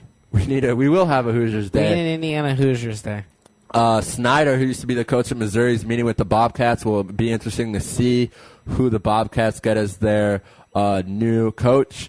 Vincent, excuse me, I made a mistake there. Sam Vincent is trying to see what's going to happen in Orlando. A lot of problems with Orlando. Earlier in this week, we had a great interview with O'Donnell Foyle, who's part of the front office, former NBA player. And you got to feel bad for him. Because of everything going on in Orlando. They don't have a coach right now, and they have to draft. The NBA draft, of course, June 28th. 2 new players were added to the select team, which is the team that will be playing against the USA team in preparation for the Olympics, which is coming up in July. And the team features Kyrie Irving, All-Star, I believe, Jeremy Lin, we all know about him, John Wall, Kawhi Leonard from the Spurs, DeJuan Blair from the Spurs, and Marcus Cousins. DeMar Rosen from my Toronto Raptors, Derek Favors from Utah, Gordon Hayward from Utah, Paul George from Indiana, Taj Gibson from Chicago, and Klay Thompson from Golden State. And Boston center Greg Stiesma was added. Very interesting thing. A guy who plays 5 minutes a game in the NBA was added. Very good player, though. Gets a lot of blocks. Lance Thomas was added as well as plays for the New Orleans Hornets. And Ryan Anderson, who's one of my favorite players in the NBA, has decided to withdraw, and he should have withdrawn because he's an all-star player, arguably better than Dwight Howard this year in different ways, obviously. Howard's obviously the best player and rebounds and stuff, but Anderson, very explosive. A lot of stuff going on, and we love to update you here at Israel Sports Radio. Interesting thing by the Blazers, selecting the former Clippers GM Neil Olshey to be the new GM of Portland. I don't like this at all. I really don't like this. I didn't like Olshey when he was on the Clippers. I don't see what they're doing. The Trailblazers have always made dumb decisions in management. No offense, Greg Oden, I love you. I saw you play basketball in high school, and you're very good, but your time's over. Just trying to see if there's anything else that we can, some NFL, anything in the NFL that's going on right now, big stories that just are breaking. As I mentioned, Terrell Suggs could get in a lot of trouble, guys, if he was playing basketball. He could get sued by the Ravens. We had a Baltimore Ravens exec on yesterday. We're trying to see what's going on with the NFL. We can't seem to find anything right now, so I think Terrell Suggs is the biggest story. And that's it for tonight's program. Tomorrow we will be having former Pro Bowler Henry Lawrence and former Super Bowl champion for the Los Angeles Raiders and Oakland Raiders, Henry Lawrence. We'll be having Frank Trigg, who's the main guy for ESPN Radio, on MMA. A lot of soccer tomorrow as well. Samaki Walker, the former Los Angeles Laker great on those three-peat teams with Kobe Bryant, will be joining us at 12 Eastern, 7 local time. Avi Creditor and Zach Lee Fig from Goal.com, probably the best soccer coverage magazine in the world, will also be joining us. Next week, we're going to have Mark Stein, and we're going to have the play-by-play guy for the Los Angeles Galaxy. And I want to make some very exciting breaking news, and I'm sure, Aaron, this will be very exciting for you to hear, and who knows, maybe I'll be able to co-host it with me. But I just confirmed with the New York Giants offensive coordinator, one of the hottest coaches in the league, Kevin Gilbride, will be joining us on Israel Sports Radio. Very exciting day for us. Wow. And we will be also joined by the play-by-play guy of the Bulls, Charles Swirsky. So that's going to be a very exciting day. And Eric Stover, the former executive with the New York Red Bulls, who actually brought Thierry Henry from France to the Red Bulls, will be joining us. He's about to get a job. So Bill Rowland from Washington, D.C., CBS Sports. So that's going to be a very exciting day, June 19th. So please join us. Mark Stein will be joining us on the program as well. A lot of great stuff. Tommy Smith on the 25th. We had a great show. We want to thank everyone who's been on the show today. I'm sorry if I haven't been myself. For our listeners out there, I've been very under the weather today. But on today's show, we were joined by Aaron. So, Aaron, I want to give a shout-out to you, and thank you so much for joining us today. It was a pleasure having you on. Thanks for having me on. And we're looking forward to having you on again in the future. We'll keep in touch about that. But starting off with today's show at 10 p.m. 10 a.m. Eastern Time. We start off with Brian from Philadelphia. We had a lot of technical difficulties. At 10:30, we had Dan Carell from Indiana, IU represent. He's the head of WIUX Radio, which is the radio at IU. Also works with the Big Ten Network. Who does play-by-play for soccer and baseball, I believe. After that, we had Andrea, which was interesting. I'm not going to lie. I know he could understand a lot of the things we said, but he did a great job, and he wrote me after the interview and thanked me. So great stuff there from Andrea. Then we had the pleasure of interviewing Zach Wosley, talked to him about Euro. He likes Germany. I do too, which is kind of weird because it's Israel, but that's okay. Then we had an amazing time with Gina Miller. Again, if your dad's listening, hope everything's good in the North. Then we had Jim Williams, who is just a class act. Love him. And then we had Upton Bell, which I want to get some closing thoughts from you, Aaron, on what it meant for you to talk to really a legend in the NFL. Or his family is really, owner of the Eagles, former NFL commissioner. I think we just need to have him back on again. I think we need to spend a half an hour. An hour, who knows? And not talk. No talking. And just let him talk. Sure. And I want to learn what he knows about sports and about what it takes to be a successful owner, a successful general manager, a successful sportscaster. Right. All of these things that this man does. He was truly remarkable. And we're going to have him on again. We are. And then we finish the show with Stephen Howard from the Oklahoma City Thunder, who says the Oklahoma City Thunder will be the champions of the NBA. And that'd be pretty exciting because I must remind you, the Oklahoma City Thunder's 3 best players are under 23. That is scary. James Harden is 22. Kevin Durant is 23. And I believe Russell Westbrook is turning 23 or 20. That is scary. I mean, LeBron is 28. He hasn't won yet. I love LeBron. I'm not hating on him. He's my boy. In fact, now that I mentioned that, please check out our website. We're very, very proud to announce that our own Doobie Pick was able to secure an exclusive interview with LeBron James. LeBron James only did 2 interviews this year with the media, besides pregame and all that. One with Slam and one with Eurobasket. Doobie Pick, David Pick, who's a good friend of our program. So check that out on our website. It's in our blog section. Clenari Carter is also in the blog section, and I am also in the blog section. But check out that article. It's a great story about LeBron James going to high school with one of the best players who plays in Israel. Whew. That's it, though, for tonight. Please tune in tomorrow at 5 p.m. local time, 10 a.m. Eastern time. Good night from Jerusalem.